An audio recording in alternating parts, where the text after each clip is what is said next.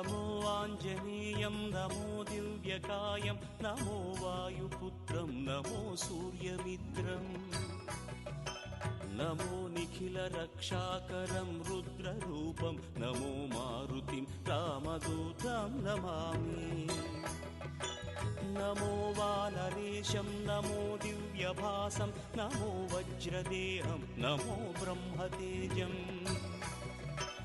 నమో శత్రుసంహారకం వజ్రకాయం నమో మారుతిం రామదూతం నమామి నమో ఆంజనేయం నమో దివ్యకాయం నమో వాయుపుత్రం నమో సూర్యమిత్రం నమో నిఖిల రక్షాకరం రుద్రరూపం నమో మారుతిం రామదూతం నమామి నమో వానరేశం నమో దివ్యభాసం నమో వజ్రదేహం నమో బ్రహ్మతేజం నమో శత్రుసంహారకం వజ్రకాయం నమో మారుతిం రామదూతం నమామి శ్రీ ఆంజనేయం నమస్తే ప్రసన్నాంజనేయం నమస్తే శ్రీ ఆంజనేయం నమస్తే ప్రసన్నాంజనేయం నమస్తే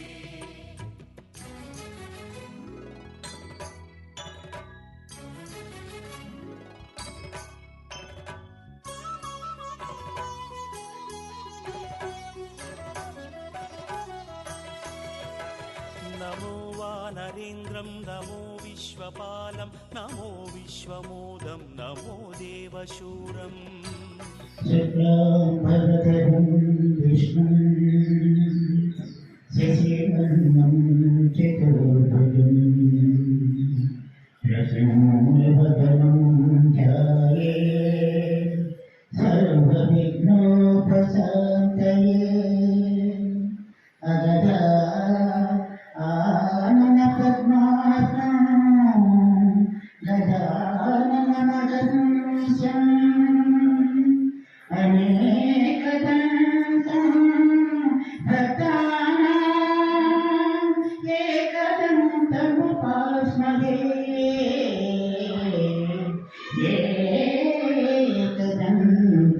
ఏకదంతముపాస్మహే. రెండు రోజుల ప్రవచన కార్యక్రమాన్ని శ్రీ వీరాంజనేయ స్వామి దేవాలయం సంయుక్తంగా ఏర్పాటు చేసిన ఈ ప్రవచన కార్యక్రమంలో రెండో రోజు రుద్ర అభిషేక వైభవం అనే అంశం మీద ప్రవచనం చెప్పడానికి పెద్దలు శ్రీ చెరువు హరిశ్రీ పినాకపాణి శర్మ గారు వెంచేశారు. వారిని మీ అందరి చప్పట్ల ద్వారా ఆశీర్వాదం కావాల్సిందిగా కోరుకుంటున్నాం.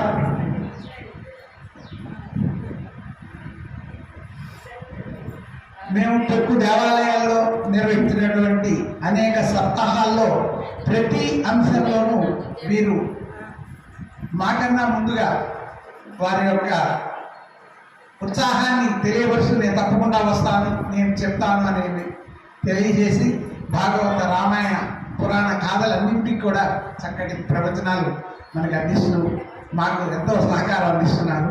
కొంచెం గుర్రంగూడ ఏరియాలో ఉన్నప్పటికీ ఆయన ఉద్యోగస్తులు కూడా ఉద్యోగం చేసుకుంటూ పూర్తిగా ఈ ప్రవచనాలు చేసుకుని కోయంబత్తూరు నేను వెళ్ళాను. కోయంబత్తూరు నుంచి వచ్చి డ్యూటీకి వెళ్ళి మళ్ళీ ఇక్కడికి వచ్చారు. వారి ప్రవచన ప్రారంభమవుతుంది. మరి వారిని దేవాలయం తరఫున పూలమాలతో సత్కరించవలసిందిగా దేవాలయ కార్యవర్గ సభ్యుల్ని కోరుకుంటున్నాం.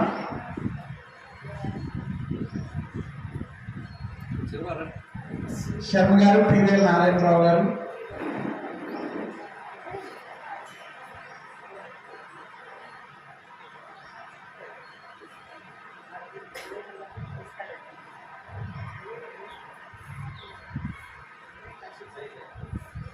శివరాత్రి పురస్కరించుకుని మరి శివుడికి ఎంతో ఇష్టమైనది నిరంతరం వారిని అభిషేకాలతో నీతిపాత్రలు చేసుకునే విధంగా అంటే రుద్రాభిషేకం యొక్క వైభవాన్ని వారు మనకి ఇప్పుడు ప్రవచనం ద్వారా అందిస్తారు. వారిని ప్రారంభించవలసిందిగా మనం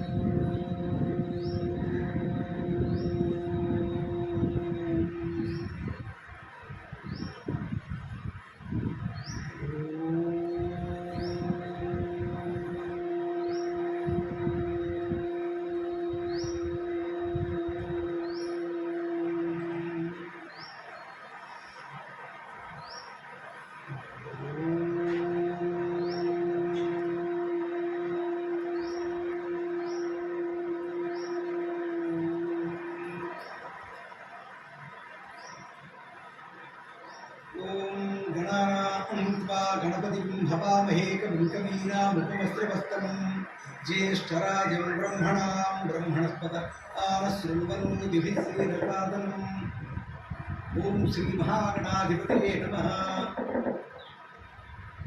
ॐ प्रणो देवी सरस्वती वादेभिर्वादनीपदी हीनामविद्यवतु।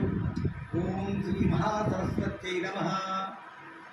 ओम गुरुब्रह्मा गुरुविष्णु गुरुदेवो महेश्वरः गुरुसाक्षात् परं ब्रह्म तस्मै श्री गुरवे नमः। अखण्डमण्डलाकारं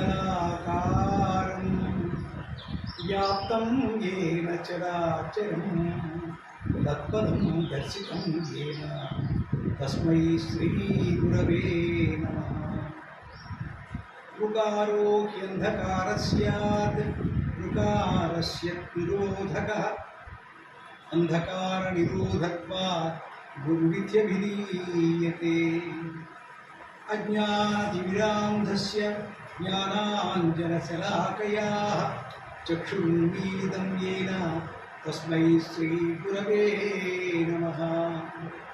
सदाशिवसमारम्भां व्यासशङ्करमध्यमाम् अस्मदाचार्यपर्यन्तां वन्दे गुरुपरम्पराम्।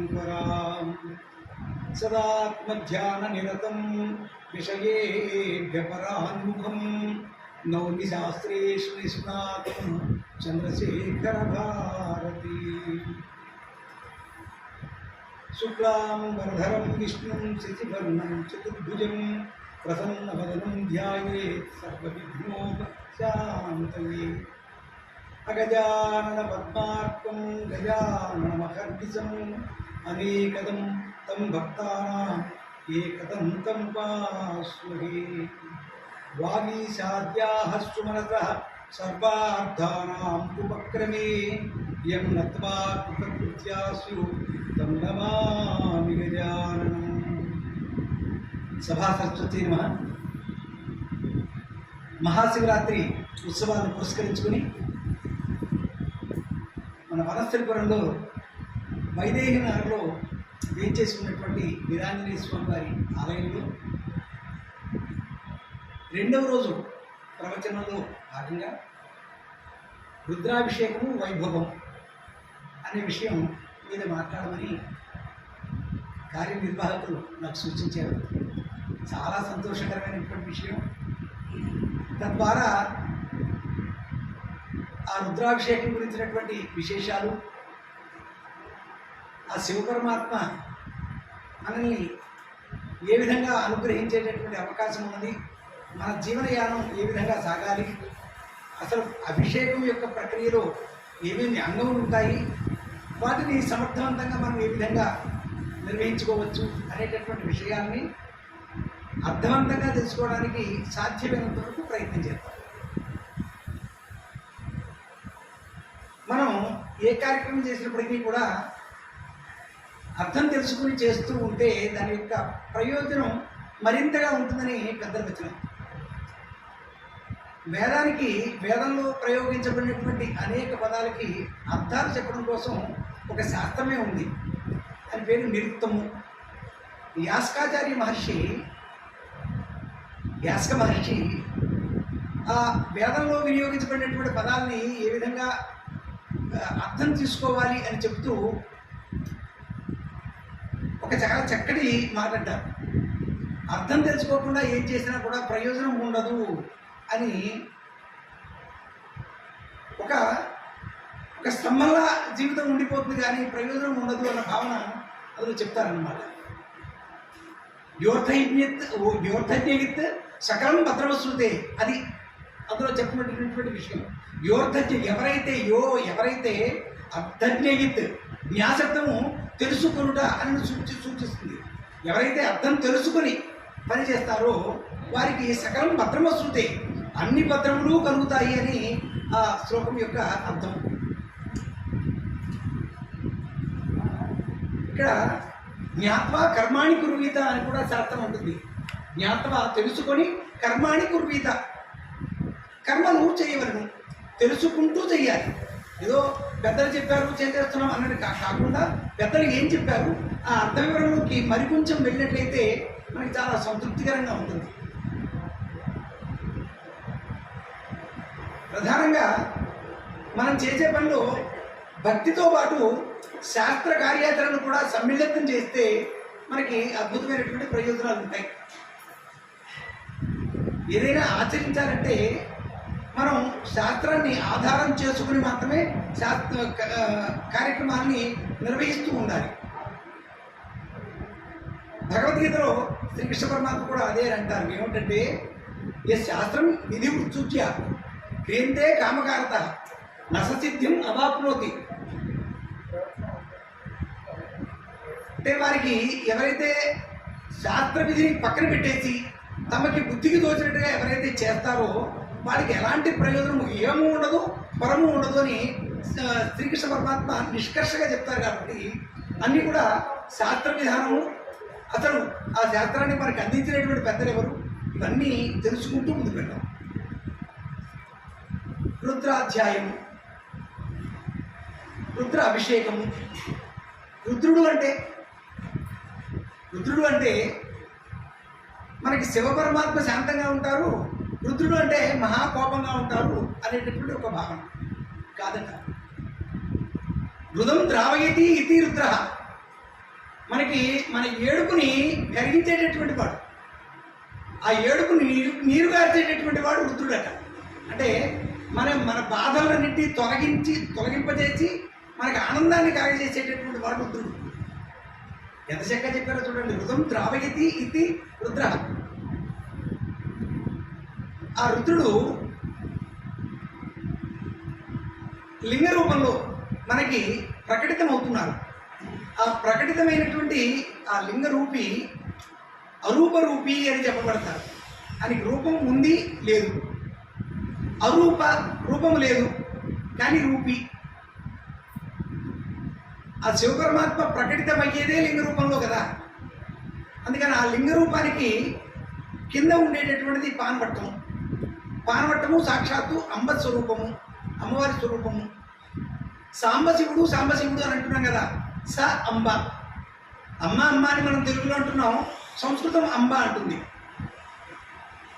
మనం సంబోధన చేసేటప్పుడు అంబే అని అంటాం. అమ్మా అని మనం సంబోధన చేయాలంటే అంబే. సాంబ శివుడు, స అంబ శివుడు. శివుడు అంటే శివం కరోతి ఇది శివ శంకర, శం కరోతి ఇది శంకర, శుభమును కూర్చేవాడు శంకరుడట. శంభుడు అంటే శం భావయతి ఇది శంభ, అంటే శం అంటే శుభమును భావన చేసి కలిగిస్తాడు కాబట్టి ఆయన శంకరుడు. ఇంకొక మాట ఉంది, ఐశ్వర్యం ఈశ్వరాదిచ్చేది, ఆరోగ్యం భాస్కరాదిచ్చేది. భాస్కరుడు ఆరోగ్యం ఇస్తే ఐశ్వర్యము శివపరమాత్మ ఇవ్వాలి. కాబట్టి ఆయన్ని కొలిసినటువంటి వారికి సంపూర్ణంగా సంతృప్తి కలుగుతుంది. ఏదో ధనధాన్యాలు కుబేరు లాంటి ఐశ్వర్యము అన్నట్టుగా కాదు. ఇక్కడ సాధారణంగా ఐశ్వర్యము అనగానే మనం అందరికీ కనిపించేటటువంటిది డబ్బు దశకం. మనం ఎన్నిసార్లు చెప్పుకున్నా ఒక మాట చెప్పుకోవాలి, శివపరమాత్మని శ్రీకంఠుడు అని అంటున్నాం. శ్రీకంఠుడు అని అంటే శ్రీ అంటే మనందరికీ తెలుసు, స్త్రీ అంటే శ్రీ ధనము. మరి అది అవసరానికి మించి ఉన్నట్లయితే అది విషంతో సమానం. స్త్రీ అని అంటే విషము అని సంస్కృతంలో నానా అర్థాల్లో ఒకటి. శ్రీకంఠుడు ఆ విషాన్ని, ఆయన హాలహాలాన్ని, ఆ గర్లాన్ని కంఠము యందు ధరించాడు కాబట్టి ఆయన్ని గర్లకంఠుడు, నీలకంఠుడు, శ్రీకంఠుడు అని అంటున్నాం. కాబట్టి మనకి చెప్పబడేటటువంటి లౌకికపరమైనటువంటి డబ్బు దశకం ఎంత ఉండాలో అంత, ధర్మబద్ధంగా ఎంత రావాలో అంత కానీ లేకపోయినట్లయితే అది చేసేటటువంటి విపరీత పరిణామాలు అంత ఇంత కాదు. మనకి డబ్బు చేసి పైకి వెళ్ళిపోయాడు అంటూ ఉంటారు. పైకి వెళ్ళిపోయాడంటే అందనంత నిజంగానే అందడు. అతను నేల విడిచి సాము చేస్తూ ఉంటాడు. ఏది చేసినా గర్వంతోనే చేస్తూ ఉంటాడు. ఆ గర్వానికి భగవంతుడు ఎక్కడ చూడాలో అక్కడ చూసేస్తూ ఉంటాడు.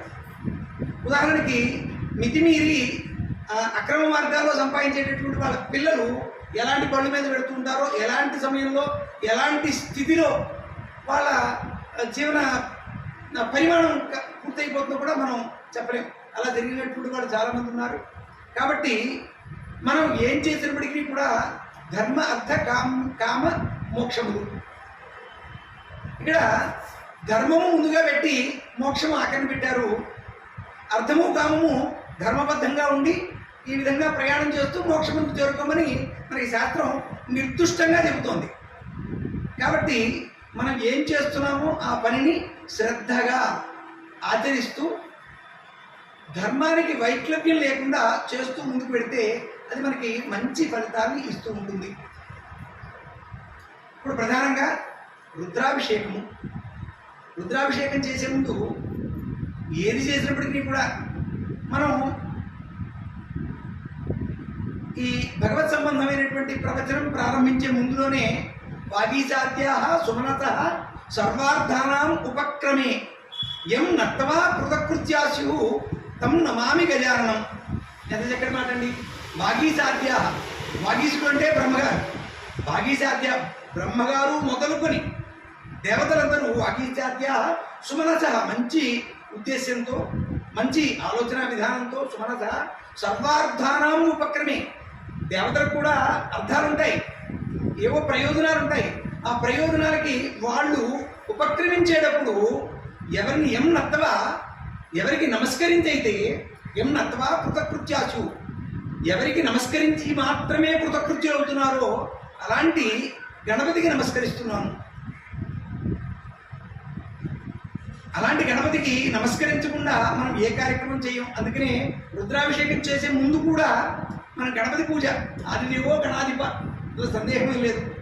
యో బ్రహ్మాది సమస్త దేవ వినుతో లింగాత్మకస్యాత్మజ, ఇందులో లింగాత్మకస్యాత్మజ, లింగ ఆత్మ, లింగమే ఆత్మగా కలిగినటువంటి శివస్వరూపము యొక్క కుమారుడు, ఆత్మజ అంటే కుమారుడు. యో బ్రహ్మాది సమస్త దేవ వినుతో లింగాత్మకస్యాత్మజ యం లబ్ధ్వా హిముతా నితాసుతనయం. అమ్మ కుమారుడు, ఇష్టకుమారుడు ఆయన.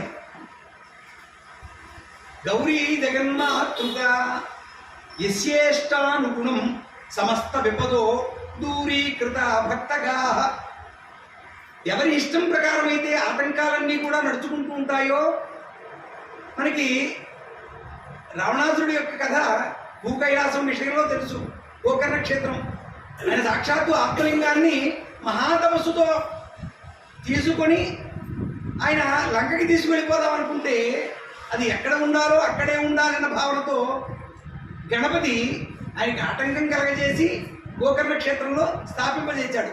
మనందరికీ తెలిసిన విషయం.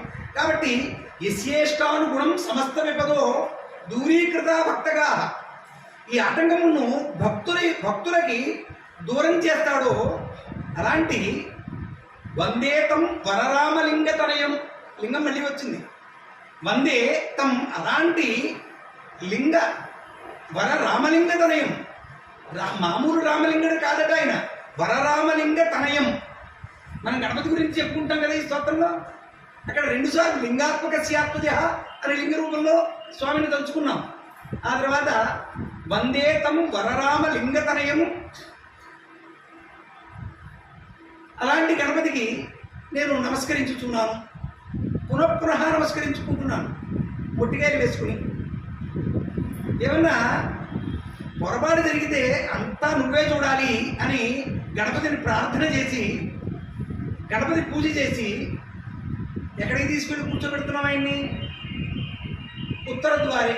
ఉత్తరానికి మనం ఉద్వాసయామి. అక్కడ కూర్చుని శోభనార్థం పునరాగమనాయచ, మళ్ళీ మేము చేసే శుభకార్యాలకి పునః ఆగమనాయచ, మళ్ళీ రావాలి సుమా అని చెప్తున్నాం. ఆ గణపతికి ప్రార్థన చేసి మనం ఏం చేసాము? మొట్టమొదట ఒకటొకటిగా చూసుకుంటూనే పెడదాం. ఎన్ని అంగములు ఉన్నాయో చాలా చక్కగా ఆనందంగా అలా విహంగ వీక్షణం చేస్తున్నప్పటికీ కూడా సాధ్యమైనంత వరకు జాగ్రత్తగా అన్ని చూసుకుంటూ పెడదాం. ఇక్కడ మనకి నమకము చమకము రుద్రాధ్యాయము ఇదంతా కృష్ణ యజుర్వేద అంతర్గతంగా ఉంది. యజుర్వేద అంతర్గతంగా ఉంది. మొత్తానికి వేదములు 3. ఒకటి ఋగ్వేదము, తర్వాత యజుర్వేదము, 3వది సామవేదము. ఆ తర్వాత అధర్వణ వేదము అన్నిటిలోంచి తీసుకొని మళ్ళీ చివరికి మరొక వేదంగా భాషించింది. ఇంత వేద ప్రక్రియనంతటి ఏకీకృతంగా ఉన్నటువంటి వేదాన్ని మనకు అందించినటువంటి వేదవ్యాస మహర్షికి నమస్కారం చేసుకోకుండా మనం ముందుకెళ్తామా? వెళ్ళంగా సాధారణంగా ఏది చేసినప్పటికీ కూడా మనకి ఇంత అద్భుతమైనటువంటి విషయాలను అందజేసినటువంటి ఆ వేదవ్యాస మహర్షిని కూడా ఒకసారి నమస్కరించుకుందాం. వ్యాసం వశిష్ఠనప్తారం శక్తేహే పౌత్రం అకల్మషం పరాశరాత్మజం వందే సుఖదాతం తపోనిధిం వ్యాసాయ విష్ణురూపాయ వ్యాసరూపాయ విష్ణవే నమో వై బ్రహ్మనిదయే వాసిష్ఠాయ నమో నమః. సరిపోతుందా? కాదు. అచతుర్వదనో బ్రహ్మ ద్విబాహురపరో హరి అపారలోచన శంభు భగవాన్ బాదరాయణ. ఆ మహానుభావుడు ఒకటిచ్చాడా? మొత్తాన్ని మనకు అందించాడు. వ్యాసోచ్ఛిష్టం జగత్ సర్వం. వ్యాసుడు స్పృశించినటువంటిది మనకి ఏది కూడా ఈ ప్రపంచంలో లేదు అని. కాబట్టి అంత అద్భుతమైనటువంటి ఆయన మహానుభావుడు ఎలాంటి పురాణాలను అందించాడండి? అటు శివపరమైనటువంటి పురాణాలను అందించాడు, ఇటు విష్ణు పురాణమైనటువంటి వీటిని అందించాడు. ఆ తర్వాత దేవీపరమైనటువంటివి ఎలాగూ ఉన్నాయి. ప్రధానమైనటువంటి ముగ్గురిని స్పృశించేశాడు ఆయన. ఇక్కడ విశేషం ఏమిటి అని అంటే, అసలు పరమాత్మకి ఆకారం ఉన్నదా? లింగం ఉన్నదా? లేదు.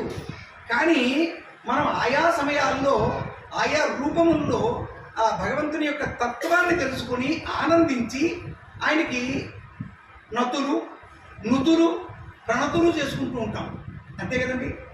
కాబట్టి అలా మనం ఏ పురాణం తీసుకుంటే అది విష్ణు పురాణం అయితే విష్ణు ప్రధానంగా చేసి శివుడు మొదలైనటువంటి వాళ్ళందరూ ఆయననే సేవిస్తున్నారు అని భావన చెప్తారు.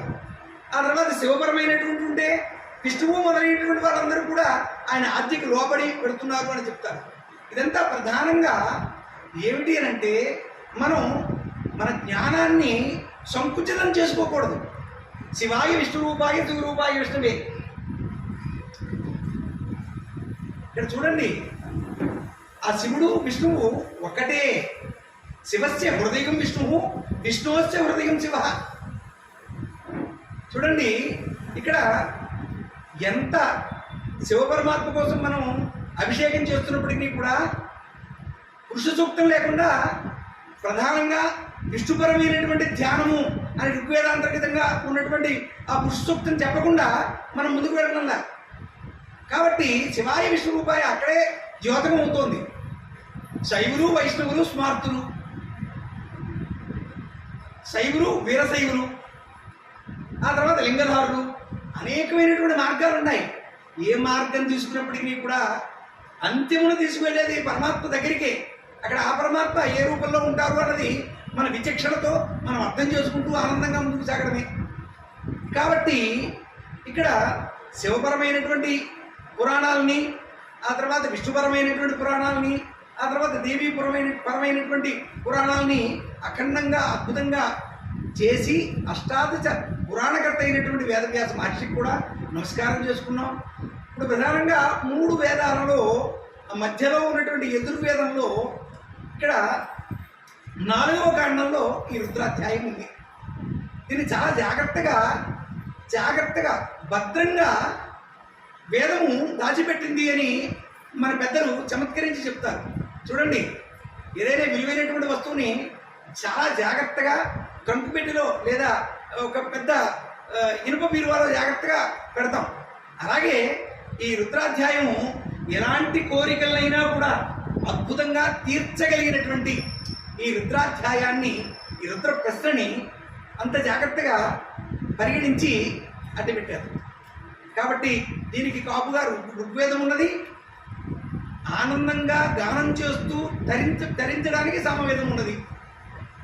ఆ తర్వాత ఇక ఉపనిషత్తులు అంటారా, ఆ పరమాత్మ తత్వాన్ని అందించడం కోసం ఆ వేదాల్లో ఉన్నటువంటి ఆయా ముఖ్యమైనటువంటి తత్వపరమైనటువంటి విశేషాలన్నింటినీ తీసి ఉపనిషత్తులుగా అందించారు మనకి వేదవ్యాస మహర్షి. ఇవన్నీ కూడా వేద అంతర్గతంగా ఉన్నవే. కాబట్టి ఈ రుద్ర అధ్యాయము చాలా ప్రధానమైనటువంటిది, ఎలాంటి కోరికలైనా కూడా తీర్చగలిగినటువంటిది. ఇంకా లౌకికపరమైనటువంటి ధర్మబద్ధమైనటువంటి కోరికలు తీరాలి అంటే పాశుపతము అని ఒక విధానం ఉన్నది. పశుపతికి సంబంధించినటువంటివే ఈ నమకంలో చమకంలో ఉన్నటువంటి మంత్రభాగాల్లో ఉన్నటువంటి ప్రధానమైనటువంటి అంశములను తీసి దానికి కొంత సంపుడి చేసి, అనేకమైనటువంటి అంశములతో సంపుడి చేసి పాశుపతంగా మనకు అందించారు పెద్దలు. ఇది కామ్య సిద్ధి కోసం. ఉదాహరణకి కన్యా పాశుపతము, అఘోర పాశుపతము. లౌకికంగా మనకి ఏదైనా ఈ లౌకికపరమైనటువంటి కోరికలు తీరడం కోసం ఇలాంటివన్నీ కూడా పాశుపతంగా మనకి ఆయా ప్రక్రియలతో పెద్దలు అందించి పెట్టారు. కాబట్టి ఇది ఎలాగైనా శ్రద్ధగా మనస్ఫూర్తిగా జాగ్రత్తగా ఆచరిస్తే ఇష్టకామ్య సిద్ధి తప్పనిసరిగా పూర్తి అవుతుంది అన్న దాంట్లో ఎలాంటి సందేహం లేదు. ఇలాంటి దృష్టాంతాలు అనేకం ఉన్నాయి. కాబట్టి ఇప్పుడు రుద్రాధ్యాయంలో అభిషేకంలోనికి వెళదాం. ఆ అభిషేకము మహాశివరాత్రి పర్వదినము, మాఘమాసంలో కృష్ణ చతుర్దశి. మాఘమాసం మొత్తానికి అన్ని మాసాల్లో కూడా శుక్లపక్షము కృష్ణపక్షము. ఈ కృష్ణపక్షంలో వచ్చే ప్రతి చతుర్దశిని మాస శివరాత్రిగా మనం చేసుకుంటాం. కానీ మాఘమాసంలో రేపటి రోజున జరగబోయేటటువంటి ఏదైతే శుభరాత్రి ఉన్నదో దానిని మహాశివరాత్రిగా మనం అఖండమైనటువంటి ధ్యానంతో జపములతో ఆనందంగా పూజాధికాలతో అభిషేకములతో ఉత్సవంగా చేసుకునేటటువంటి ప్రక్రియ.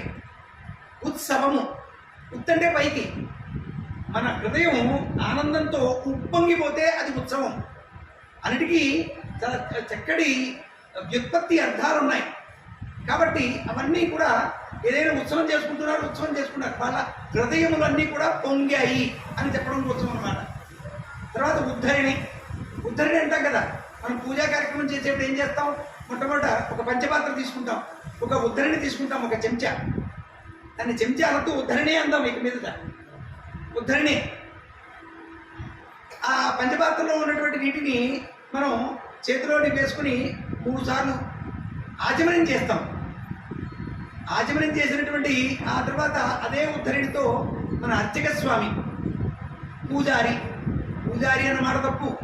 ఇంకోసారి పూజారి అంటే పూజారి గబుక్కుని మామూలుగా అన్నాను, కానీ పూజారికి మనం ప్రధానంగా ఇలాంటి విషయాలు తెలుసుకునేటటువంటి క్రమంలో మనం ఎప్పటి నుంచో చేస్తున్నటువంటి మామూలు చిన్న చిత్తగా వాటిని సరిదిద్దుకుని ముందుకు వెళ్ళడం ధర్మం. కాబట్టి ఇవన్నీ తెలుసుకుంటూ ముందుకు వెళదాం.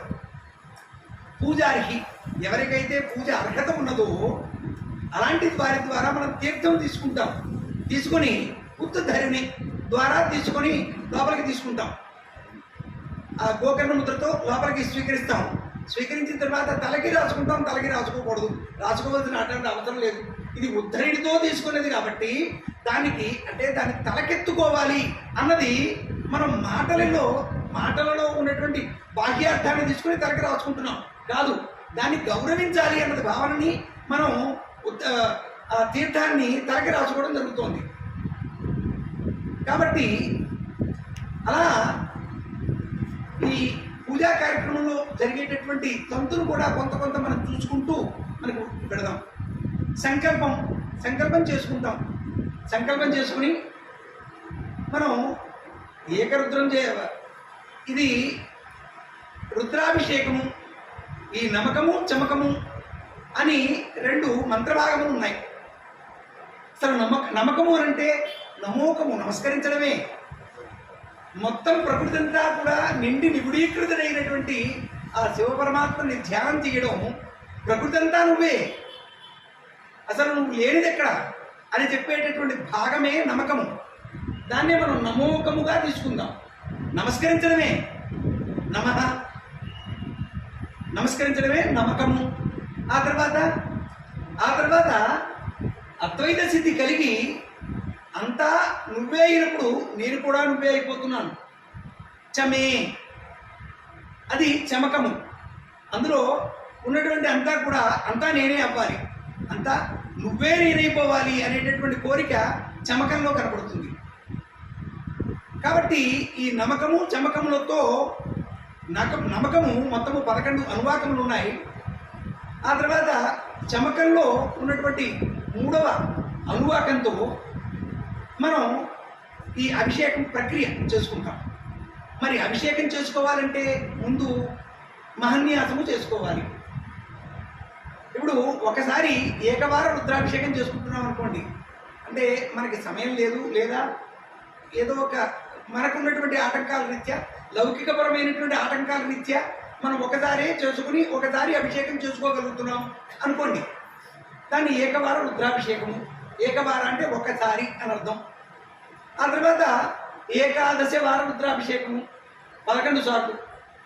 ఇందులో ఎవరైతే సుస్వరంగా మంత్రం చెప్పగలుగుతారో, ఎంతమంది కూర్చుని సంకల్పం చేసుకుని అంతమంది చక్కగా కూర్చుని చేసుకుంటారో, వాళ్ళు ఎన్ని ఆవృతాలు చేయగలుగుతారో దాన్ని బట్టి మనం ఏకవార రుద్రాభిషేకము, ఏకాదశ వార రుద్రాభిషేకము, తర్వాత లఘురుద్రము, ఆ తర్వాత మహారుద్రము, ఇలా అనేకమైనటువంటి ఉన్నాయి. 121 సార్లు నమకము చమకము చేస్తే అది ఒక ప్రక్రియ. ఇలా 1421 సార్లు, అంటే ఇంకా దానికి అంతమే లేదనుకోండి. అలా చెప్పుకుంటూ పోతే సాధకుడు చేసేటటువంటి శ్రద్ధని బట్టి ఉంటుంది. ఎన్ని సంభారాలు తీసుకొచ్చి ఆ పూజా కార్యక్రమం లేదా అభిషేకం చేశాడు అన్న దాన్ని బట్టి శివ పరమాత్మ సంతోషించడు. ఎంత శ్రద్ధగా మనం కూర్చున్నాము, మొబైల్ ఆఫ్ చేసి పక్కన పెట్టామా, లేదా ఇంకా మనం లౌకికంలోనే ఉన్నామా అనేది చూస్తాడు. కానీ మనం ఇంత కష్టపడి జన్మానికో శివరాత్రి అని చెప్తారు కదా, అలా జన్మానికో శివరాత్రి అని చెప్పుకుంటున్నట్టుగా ప్రతి చేసేటటువంటి పూజ కూడా జన్మానికి ఒక శివరాత్రిలాగానే చేసుకోవాలి. ఎందుకు? ఆ తర్వాత క్షణంలో మనం ఏం చేస్తామో ఎవరైనా చెప్పగలమా? మనమందరం కూడా అధీనులం కాబట్టి మనమందరం కూడా పశు సమానులము. కాబట్టి ఆ పశుపతి ఆజ్ఞకి లోబడి మనమందరం కూడా ఉన్నాం కాబట్టి మనమందరం పశు సమానులుగా బంధించబడి ఉన్నాము. ఇక్కడ పశు సమానము అని అన్నామంటే మరి అధీనత అన్న మాటని మనం ఒప్పుకుంటున్నాం. కానీ ఈ పశు శబ్దంతోనే 2 అద్భుతమైనటువంటి అంశాలు ఉన్నాయి. ఒకటి ఎద్దు, 2 గోవు. ఎద్దు మనకి శివపరమాత్మ యొక్క వాహనం, వృష శబ్దంతో చెప్పబడుతోంది. ధర్మమునకు ప్రతీక కూడా ఈ వృష శబ్దంతోనే చెప్పబడుతోంది కదా. ఇక్కడ అభిషేకము చేసిన వాళ్ళకి ఎక్కువ ప్రయోజనమా, చూసిన వాళ్ళకి ఎక్కువ ప్రయోజనమా, మంత్రభాగము పైకి చెప్పిన వాళ్ళకి ఎక్కువ ప్రయోజనమా, లేదా లోపల చెప్పినటువంటి వాళ్ళకి ఎక్కువ ప్రయోజనమా అని అడిగితే ప్రధానంగా ఎవరైతే మనస్సు లగ్నం చేసి జపం రూపంలో చేస్తారో అంటే ఒక స్థితి దాటి చూడండి, ఆ స్థితి దాటాలంటే అనుకున్నంత సామాన్యమైనటువంటి విషయం కాదు. ఎంతసేపు కూడా మనకి లౌకిక పరమైనటువంటి విషయాలంపటాలు మనల్ని లాగివేస్తూ ఉంటాయి. ఎందులోకి? ఆ సంసార సముద్రంలోనికి లాగిపరేస్తుంటాయి. ఆ విషయాలు అనేటటువంటిది ఆ మొసటిలాగా పట్టుకుని మన కాళ్ళు పట్టుకుని మనం పైకి తేలకుండా లాగేస్తూ ఉంటాయి. కాబట్టి వాటి నుంచి బయటపడాలంటే నామము అనే నౌక తప్ప మరొకటి లేదు. కాబట్టి ఆ నామము అనేటటువంటి నౌకని తీసుకొని మనం ఈ సంసార సాగరాన్ని దాటడానికి యథాశక్తి ప్రయత్నం చేస్తూనే ఉండాలి. ఎప్పుడు కూడా మననం చేసుకుంటూనే ఉండాలి. కాబట్టి ఈ మననం ఎన్నిసార్లు అనేకంగా చేస్తే అది మంత్రసిద్ధి పొందుతుంది. ఏదైనా ఒక బీజాక్షరాన్ని అనేక మార్లు ఉచ్చరిస్తే మరణాత్ త్రాగితే ఇది మంత్ర. మంత్రం అంటే వేరే లేదు.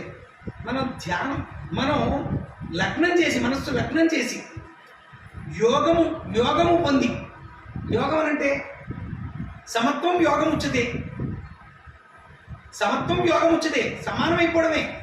అంటే ఏదైతే మనం ఉచ్చరిస్తున్నామో అది తప్ప మరొకటి లేకుండా ఏదైతే సిద్ధి పొందుతామో, సిద్ధి పొందడం అంటే సక్సెస్ అవ్వడం అంతే, అంతకంటే ఇలా.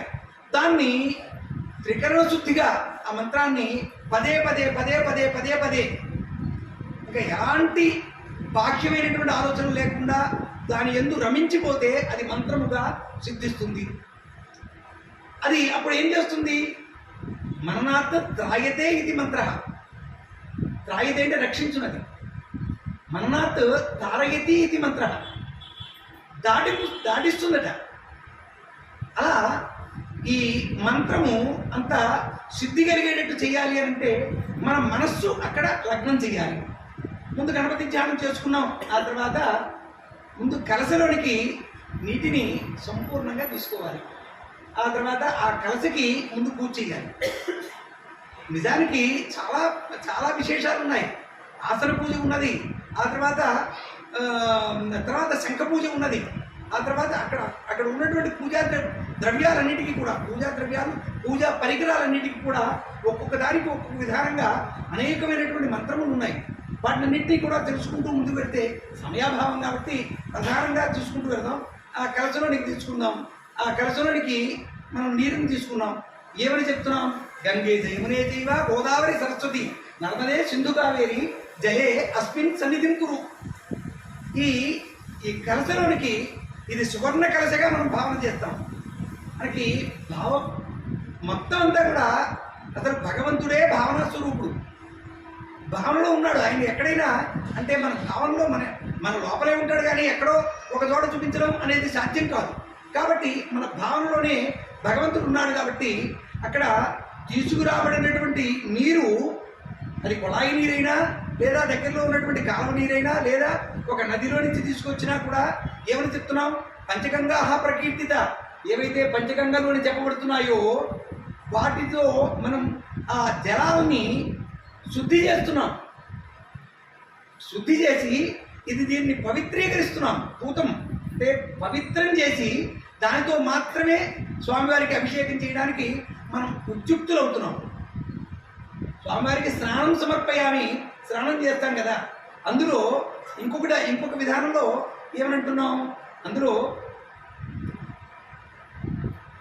అనేక రకమైనటువంటి ద్రవ్యములు వేస్తారు. బిల్వము అనగానే మారేడు దళాలు అంటాం కదా. మారేడు దళాలు చాలా రకాలుగా ఉన్నాయట. తులసి, బిల్వ నిర్కుండి, అపామార్గ కపిత్తగవు, సమీచ, ఆమరకం, దూర్వ, అష్టబిల్వాహ ప్రకీర్తిత. వీటినన్నింటినీ కూడా అష్టబిల్వాలు అంటారట. అందులో గరిక కూడా ఉన్నది. చూడండి, తులసి, బిల్వము అంటే మారేడు, నిర్గుండి అపామార్గము, అపామార్గ కపిత్తగవు. కపిత్తం అంటే మనం గరగపండు, కపిత్తగవు. శమీ సమయతే పాపం, శమీ శత్రు వినాశనం.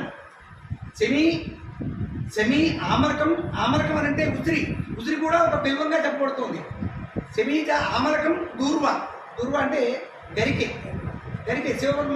మనకి శివుడికి ఇష్టమే, గణపతికి ఇష్టమే. అది అష్టబిల్వాలలో ఒకటిగా దాన్ని కూడా మంగళ ద్రవ్యంగా తీసుకుని అందులో వేస్తాం. ఆ తర్వాత ఎలాగూ అందులో అన్నీ కూడా వేస్తాం. పసుపు, కుంకుమ, అక్షతలు, గంధము అన్నింటినీ కూడా వేస్తాం కదా. అప్పుడు పవిత్రీకరించి గంగే యమునే చైవ గోదావరి సరస్వతి నర్మదే సింధు కావేరి జలేస్మిన్ సన్నిధింకురు అయాంతు మహాదేవ అభిషేకార్థం అని చెప్పుకొని ఆ తర్వాత దాన్ని పెట్టుకున్నాం. ఆ తర్వాత మహన్యాసము చెప్పాలి. మహన్యాసము అంటే న్యాసము, శక్తిని ఉంచు క్రియ. మహత్ న్యాసము, గొప్పదైనటువంటి న్యాసమట మహన్యాసము. న్యాసము అంటే శక్తి నుంచి క్రియ. ఈ న్యాసము అన్న పదం చాలా చిత్రంగా ఉంటుంది. దేన్నైనా ఒకళ్ళు సంపూర్ణంగా దానం ఇవ్వడం అనేది కాదు అక్కడ. ఇది జాగ్రత్త పెట్టండి అని ఎవరికైనా ఏదైనా ఇచ్చారనుకోండి, దాన్ని న్యాసంగా ఇచ్చారు అని అంటారు. అలా అంటే మన శక్తియుక్తులన్నింటినీ కూడా స్వామివారి యందు న్యాసము చేయడం మహత్ గొప్పదైనటువంటి న్యాసము. ఇక్కడ విశేషం ఏమిటి అని అంటే మరొకటి ఉన్నది ఏమంటే నారుద్రో రుద్రం మర్చయేత్, రుద్రుడు కానివాడు రుద్రుడిని అభిషేకించడానికి తగడు. అంటే అద్వైత సిద్ధి రాకుండా ఈయనే శివపరమాత్మతో సమానం కాకుండా శివపరమాత్మని అర్చించే ప్రయోజనం లేదు. అంటే నువ్వు నేను వేరు, నేను చేస్తున్నాను పూజ అంటే ఆయన స్వీకరించడట. పర్టికులర్గా ఈ రుద్రాభిషేకం విషయంలో, మహన్యాసపూర్వక రుద్రాభిషేకంలో ఎంత విశేషం ఉందో చూడండి. అంటే మనం ఈ మహన్యాసం చేసినప్పుడు నారుద్రో రుద్రమర్చయేత్ అనే అన్న మంత్రభాగాన్ని, ఆ మంత్ర పాదాన్ని మనం అర్థం చేసుకుంటే మనం ఎంత మనస్సుని అక్కడ కేంద్రీకరించాలి అనే విషయం మనకి ద్యోతకం అవుతుంది, అర్థమవుతుంది. అమ్మో మనం కూర్చున్నప్పుడు మొబైల్లో లేదంటే ఇంకొకలో లేదంటే గెస్ట్లు వస్తున్నారండి అని యజమాని అక్కడ చూడడానికి అవకాశం లేదు. ముందుగానే అందరికీ ఎవరికి చెప్పవలసినటువంటి పనులన్నీ వాళ్ళకి చెప్పిన తర్వాత ఇక్కడ మహన్యాసపూర్వక రుద్రాభిషేకం చేసుకోవడానికి కూర్చున్నాడు అని అంటేనే ఇంకా ఎలాంటి ఆలోచన పెట్టుకోకుండా రుద్రుడే అయిపోవాలి, అప్పుడు మాత్రమే అభిషేకం చేయగలడు. అలాంటి దాదాత్మ్య స్థితి వచ్చి అందరూ కూడా భక్తులందరూ ఈ శివరాత్రి పర్వదినాన్న చూసేటటువంటి వాళ్ళందరూ కూడా మహదానందంగా ఉత్సాహ అతిరేకాలతో శివపరమాత్మకి జయజయలు చెబుతూ అది చూస్తుంటే వాళ్ళు అక్కడే ఉన్నట్లు, ఇంకెక్కడ ఉన్నట్లు కాదు. అప్పుడు అద్వైత సిద్ధి ఆ ఆలయ ప్రాంగణం అంతా ఉన్నట్లే. అది మనం ఇల్లు అనుకోండి, ఆ ఇల్లే కైలాసంతో సమానమైపోతుంది. కైలాసం అని అంటే కేళీ సమూహం అంట. అనేకమైనటువంటి, అంటే కేళి అని అంటే ఆటల సమూహం అంట. ఆటలంటే ఏదో లౌకికపరమైనటువంటి ఆటలు కాదు, అది స్వామితో మమేకమై చెందేటటువంటి ఆటలు. అలాంటి ఆటల సమూహమే, ఆ సమూహములకు ఆలవాలమే కైలాసం అంట. అక్కడ ఆ పరమాత్మ కూర్చుంటాడు. అక్కడ ఎక్కడైతే ఆ పరమాత్మ సంబంధించినటువంటి భావనలతో మన మనస్సు పులకితమైపోతూ ఉంటుందో అది కైలాసం కాకుండా ఏమవుతుంది, మన హృదయ స్థానమే ఆయన కూర్చోబెట్టే పీఠమైపోతుంది. కాబట్టి అలాంటి పీఠాన్ని ఎక్కడ తయారు చేయాలి? ఇక్కడ చేస్తున్నామండి, అక్కడ చేస్తున్నామండి, ఈశాన్యంలో చేస్తున్నామా, లేదంటే తూర్పులో చేయొచ్చా, లేదంటే ఉత్తరం దిక్కుగా పెట్టాలా అన్నది కాదు. పెట్టవలసింది మాత్రం మన హృదయ స్థానంలో మాత్రమే. అంటే ఇంకా ఏది ఆలోచన లేకుండా. తర్వాత మహన్యాసంలో ఏమిటి చేస్తాం? ప్రధానంగా మొట్టమొదట ఓం నమో భగవతే రుద్రాయ, ఇది పదే పదే చెప్పుకుంటూ చేసుకోవాలి. ఓం ఆ ఊమల సంగమము, ఆ ఊమ, ఆ ఊమ. మనకి తిరుణాలు ఉన్నాయిగా, సత్వగుణము, రజోగుణము, తమో గుణము. ఈ మూడిటి యొక్క సమగ్రమైనటువంటి ఆ స్వరూపమే అకార, ఉకార, మకారములు, ఓంకారము. అసలు ఓంకారాధస్య శబ్దార్థం అని ఒక శ్లోకం ఉన్నది. అసలు ఓంకారం సంధించకుండా ఏ మంత్రం చెప్పినా కూడా అది నిరుపయోగం అంట. అంటే ఆత్మ లేని శరీరం అవుతుంది. కాబట్టి ఓంకారం చెప్పవలసినటువంటి ఆవశ్యకత ఎంత ఉంది? ఏది చెప్పినా ముందు ఓంకారం చెప్పుకునే చేసుకోవాలి. ఓంకారం దీర్ఘంగా శ్వాస తీసుకుని చెప్తున్నామని అంటేనే, అతను శ్వాస దీర్ఘంగా తీసుకోవడం అని అంటేనే ఏకాగ్రత కోసం సూచిక. ఇప్పటి వరకు ఏదేదో ఎక్కడెక్కడో తిరుగుతుంటాం, ఏదో ఆలోచనలు చేస్తుంటాం. మనం ఓంకారం చెప్పి మనం ఆ భగవత్ ప్రార్థనలు ద్వారపాలకులుగా పెట్టి మనం ఒకసారి లోపలికి వెళ్ళిన తర్వాత అదే కాపాడుతుంది మళ్ళీ. కాబట్టి మనకి తెలిసినటువంటి ధ్యాన శ్లోకాలు చెప్పడం యొక్క ప్రధానమైన ఉద్దేశమే ఏకాగ్రత కుదరదని కోసము, ఇంకొక ఆలోచన ఏం కాదు. కాబట్టి మహాన్యాసంలో మొట్టమొదటిగా ఓం నమ శివాయ, ఓం నమ శివాయ కదండి. ఓం నమ శివాయకి పంచాక్షరి, ఆ పంచాక్షరికి ఒక్కొక్క మంత్రంతో ఒక్కొక్క ముఖమును స్వామివారికి అర్చించడం. శివపరమాత్మకి అరూప రూపి అని చెప్పుకున్నాం కదా. అరూప రూపి అంటే ఆయనకు రూపం ఉంది అని అంటే ఉంది, లేదంటే లేదు. భావనామయం జగత్, భావనామయం భగవాన్ కదండి.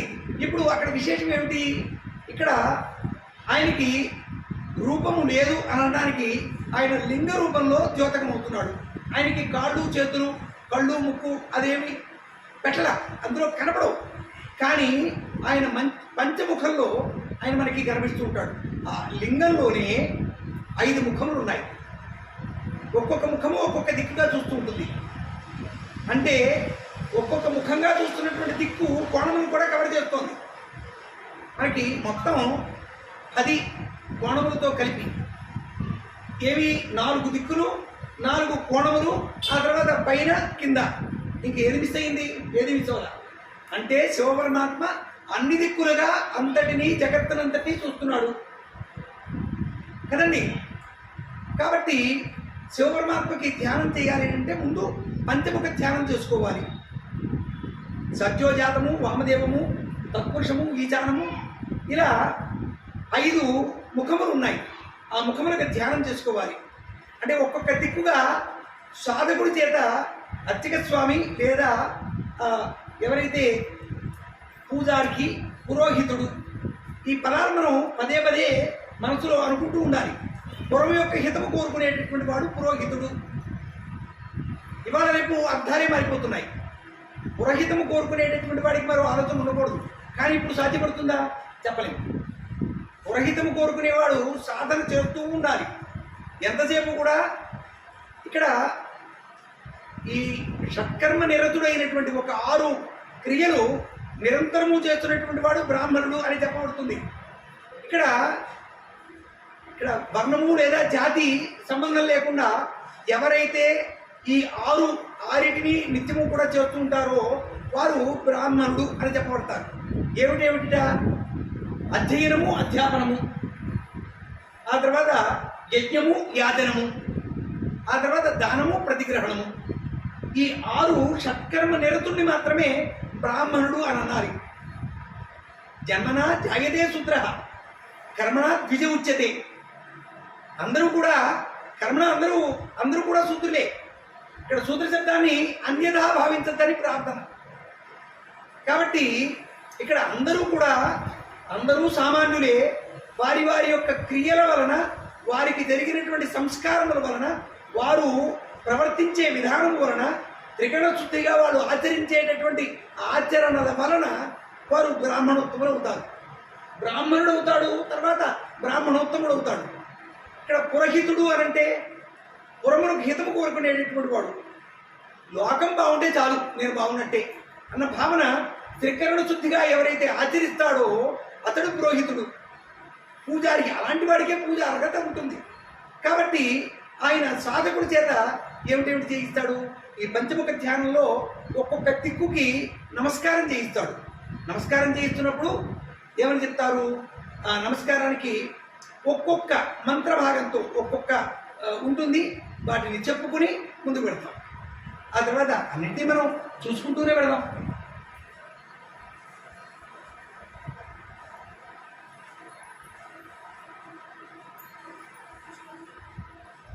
కానీ ఇక్కడ విశేషం ఏమిటంటే అలా చదువుతున్నా చూస్తున్నా ఎంత ఆనందం కలుగుతుందంటే చెప్పనే వద్దు, అంత అద్భుతంగా ఉంటుంది. మనం చాలా తొందరగా చూసుకుంటూ వెళదాం. ఈ మహాన్యాసం గురించి మనం తెలుసుకున్నాం. ఓంకార మంత్ర సంయుక్తం నిత్యం ఛాయంతి యోగిన కామదం మోక్షదం తస్మై ఓంకారాయ నమో నమః. ఓంకార స్వరూపుడైనటువంటి ఆయన ఓంకారంతో ప్రారంభించుకున్నాం కదా. ఓంకార మంత్ర సంయుక్తం నిత్యం ధ్యాయంతి యోగిన. ఈ ఓంకారాన్ని ఎవరు ధ్యానం చేస్తుంటారట? యోగులు ధ్యానం చేస్తూ ఉంటారట. యోగులు అని అంటే సమానమైపోయిన వాళ్ళు, మమేకము చెందిన వాళ్ళు నిత్యము కూడా వారి వారి యొక్క హృదయ కమలాలలో ధ్యానిస్తూ ఉంటారు. ఆ తర్వాత ఇక్కడ ఏమని చెప్తున్నాడు? ఓం నమో భగవతే రుద్రాయ. ఓం నం, ఇక్కడ నం మహ శివాయ, వీటికన్నిటికీ కూడా చెప్పడం జరుగుతోంది. ఇక్కడ ఒక్కొక్క దానికి ఒక్కొక్క శ్లోకం చెబుతాడు. ఆ శ్లోకం యొక్క అర్థం కూడా చాలా అద్భుతంగా ఉంటుంది. ఇక్కడ మొట్టమొదటి పూర్వాంగరుద్రుడు అంటే పూర్వ శబ్దం, పూర్వ అంటే తూర్పు దిక్కు. తూర్పు దిక్కుగా మనకి తూర్పు దిక్కుగా ద్యోతంగా ఉంటున్న సాధకుడు పశ్చిమ దిక్కులో కూర్చున్నాడు అనుకోండి, తూర్పు దిక్కుగా కనిపించినటువంటి ముఖము అది పూర్వాంగరుద్రుడు. మహాదేవం మహాత్మానం మహాపాతకరాశం మహాపాపహరం వందే మకారాయ నమో నమః. ముందు నమో భగవతే రుద్రాయ ఓం భూర్భువస్సువః అని ఒక చెప్పారు.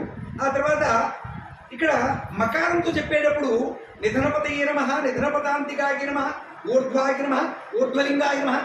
ఇక్కడ అన్నిటిలో కూడా ఆ పదము పలుకుతూ ఉంటేనే అందులో అర్థం లీలగా ద్యోతనం చెందుతుంది. ఇక్కడ నిధనపతయే నమః, నిధనపతాంతికాయ నమః, ఊర్ధ్వాయ నమః, ఊర్ధ్వలింగాయ నమః, హిరణ్యాయ నమః, హిరణ్యలింగాయ నమః, సువర్ణాయ నమః, సువర్ణలింగాయ నమః, దివ్యాయ నమః, దివ్యలింగాయ నమః. ఇలా చెబుతూ ఆ తర్వాత ఒక్కొక్క దానికి ఒక్కొక్కటి చెబుతూ పంచముఖ ధ్యానం చేస్తారు. ఆ తర్వాత ఇక్కడ ఒక్కొక్క ముఖమునకు ఒక్కొక్క దిక్కునకు ఒక్కొక్క ముఖం ఉన్నది చెప్పుకున్నాం కదా. ఇక్కడ తత్పురుషము తూర్పు దిక్కుగా కనిపించేటటువంటి ముఖము. ఆ తర్వాత అఘోరము, ఆ తర్వాత ఇది దక్షిణ దిక్కుగా ఉంటుంది. స్వచ్ఛోజాతము పశ్చిమ దిక్కుగా ఉంటుంది. వామదేవము ఉత్తర దిక్కుగా ఉంటుంది. ఈశానము ఊర్ధ్వ దిక్కుగా ఉంటుంది. చూడండి, ఇక్కడ కాట్మాండులో యజమాన లింగము అని ఒకటి ఉన్నది. అక్కడ పశుపతినాథుడు ఉంటాడు, పంచముఖ పశుపతినాథుడు.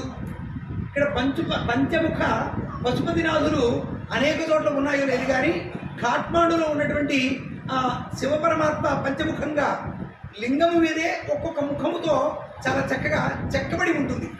నా అదృష్టమేమో మాకు విశాఖపట్నంలో అక్కడి నుంచి వచ్చినటువంటి నేపాలీ మైగ్రెంట్స్ వాళ్ళు అక్కడ పంచముఖ పశుపతినాథ దేవాలయం నిర్మింపజేసి అక్కడ మాకు పూజ చేసుకోవడానికి అవకాశం కూడా కల్పిస్తూ ఉండేవారు మహాశివరాత్రి పర్వదినానికి. ఎంత ఆనందం అంటే చెప్పనివ్వద్దు. అక్కడ కూర్చున్నామంటే ఆ సమయంలోని క్షణాలు అలా కరిగిపోతూ ఉండేది. అంత అద్భుతంగా ఉండేది. చక్కగా స్పృశించి మనం ఇక ఒక రకంగా మార్కండేయుడు అయిపోతాం అన్నమాట.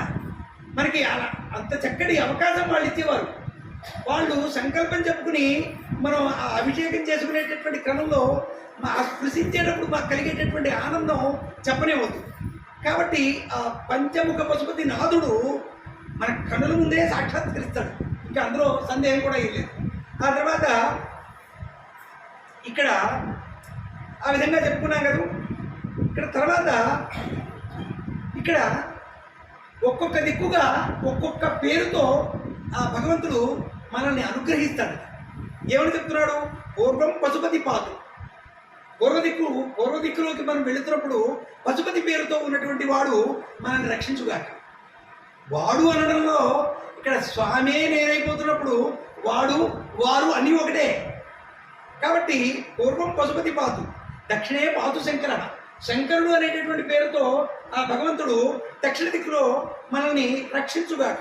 పశ్చిమే పాదు విశ్వేశో నీలకంఠస్థదోత్తరే ఈశానాం పాదుమే సర్వో ఆగ్నేయం పార్వతీపతి. ఆగ్నేయ దిక్కులో పార్వతీపతి అనేటటువంటి పేరుతో నైరుత్యాం పాదుమే రుద్రో. నైరుతి దిక్కులో మనం అనేక దిక్కుల్లో ప్రయాణం చేసినప్పుడు అనేక దిక్కుల్లో మనం ఉన్నప్పుడు ఆయా దిక్కులలో ఏ ఏ పేరుతో ఆ స్వామి మనల్ని రక్షిస్తూ ఉండాలో ఇది చెప్తోంది.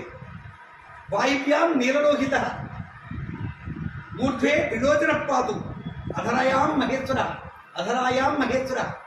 ఎక్కడికి వెళ్ళినా ఏదైనా సింగరేణి కాలేజీలో పనిచేస్తున్నటువంటి వాళ్ళు మనం కొంచెం లోపలికి వెళ్ళి తగ్గుకుంటూ వెళ్ళేటటువంటి క్రమంలో అక్కడ మహేశ్వరుడే వాళ్ళని కాపాడాలి. అక్కడ మహేశ్వర శబ్దంతో వాళ్ళు చెప్పుకున్నారనుకోండి, అదరాయా మహేశ్వర హప్పాదు కదండి. కాబట్టి ఇలా న్యాసపూర్వక హోమము కానీ అభిషేకమునకు కానీ జపమునకు కానీ ఇదే సంకల్పంతో ఈ విధంగానే ప్రారంభం అవుతుంది. ముందు పంచముఖ పశుపతినాథుణ్ణి మనం ప్రార్థించకుండా మనం లోపలికి వెళ్ళలేము. నా రుద్రం వచ్చేది చెప్పుకున్నాం. ఆ తర్వాత ఇక్కడ విశేషం ఏమిటి అని అంటే అనేక అంగములను మన శరీర భాగములను అర్చక స్వామి స్పృశింపజేసి ఒక్కొక్క మంత్రం చెప్తారు. అది ఎక్కడెక్కడి నుంచి తీసుకుంటారు, అనేక రకాలుగా తీసుకుంటూ ఉంటారు. అది నమ్మకంలో కావచ్చు, యజుర్వేదంలో నుంచే అనేకమైనటువంటి మంత్రాలన్నింటినీ కూడా సంపుడి చేసి తీసుకోవడం జరుగుతూ ఉంటుంది. ఇక్కడ ఏమిటేమిటి అంగములను స్పృశింపజేస్తున్నారో కూడా చూద్దాం. శిఖాయి నమః, శిఖ, ఆ తర్వాత శిరస్సు, ఆ తర్వాత అన్నీ చెప్పుకుంటూ పెడదాం. లలాట స్థానం, ఆ తర్వాత ధ్రువోర్మధ్యము, నుదిరి మధ్య, ఆ తర్వాత నేత్రాభ్యాం, ఆ తర్వాత కర్ణాభ్యాం చెవులు, ఆ తర్వాత నాసికై, ఆ తర్వాత ముఖము మొత్తము ముఖము, ఆ తర్వాత కంఠము, ఆ తర్వాత ఉపకంఠము, బాహువులు, ఉపబాహువులు, ఆ తర్వాత హస్తములు, ఆ తర్వాత అంగుష్టము, ఆ తర్వాత హస్తం చెప్పిన తర్వాత ఒక్కటొక్కటిగా వేళ్ళు, ఆ తర్వాత అంగుష్టములు, ఆ తర్వాత దక్షిణి, ఆ తర్వాత మధ్యమం, అనామిక, కనిష్ఠిక, ఇవన్నీ కూడా ఆ సాధకుడి చేత అవి అంగన్యాస కరన్యాసములు చేయిస్తూ వాటిని చెప్తూ ఆ మంత్రభాగం చెప్పి ఇవన్నీ కూడా ఈ శరీర భాగములన్నింటిలో కూడా రుద్రుడే వచ్చి కూర్చోవాలి అని చెప్పడం జరుగుతుంది. ఆ తర్వాత ఈ విధంగా ఇలా మొత్తము 35 అంగములను స్పృశింపజేసి మంత్రములు చెప్పి వాటన్నిటినీ కూడా చెప్పి చేయిస్తారనమాట. ఆ తర్వాత వాటన్నిటినీ కూడా ఏమని చెప్తున్నారు, మూఢ్నే నమః, నాసికాయ నమః, ఓం లలాటాయ నమః. ఇక్కడ నం, ఓం అలా అనేకమైనటువంటి అక్షరములతో సంపుడి చేస్తూ ఆయా శరీర భాగాన్ని చెప్పించి ఈ శరీర భాగములన్నింటిలోని కూడా రుద్రుడు వస్తున్నాడు అని చెప్తారు. ఇక్కడ మనకి సుస్వరంగా మంత్రభాగం తెలిసిందా తెలియలేదా అన్నమాట పక్కన పెట్టి మనకి మనస్సులో ఆ ఓం నమ శివాయ నామం జపింపబడుతూ ఉంటే మనం శివపరమాత్మ అవ్వకుండా ఏమైపుతాం. కాబట్టి అద్వైత స్థితి కలుగుతుంది, మనకి మహానందం కలుగుతుంది. మన అన్ని శరీర భాగంలోనికి ఈశ్వరుడే వచ్చి కూర్చుంటున్నాడు. ఆ తర్వాత ఇక్కడ చూడండి ఎంత అద్భుతంగా ఉందో. గమాగమంతం గమనాది శూన్యం చిత్రూపదీపం తిమిరాపహారం పశ్యామితే సర్వజనాంతరస్థం. ఇది చూడండి, పశ్యామి తే సర్వజనాంతరస్థం, అందరిలో నిన్ను చూస్తున్నాను. చూడండి ఈ శ్లోకం ఎంత అద్భుతంగా ఉందో. ఒక్కొక్క మాట మనకి అర్థమైందనుకోండి, మన మనసుకు పట్టిందనుకోండి, ఆ ఆనందమే వేరు. గమాగమంతం గమనాది శూన్యం చిత్రూపదీపం తిమిరాపహారం పశ్యామిదే సర్వజనాంతరస్థం నమామి హంసం పరమాత్మ రూపం. హంస శబ్దం చెప్తున్నాడండి. హంస అనంటే మనం దీర్ఘంగా ఉచ్ఛ్వాస నిశ్వాసములు తీస్తాం కదా, ఊపిరే హంస గాయత్రి చెప్తాం.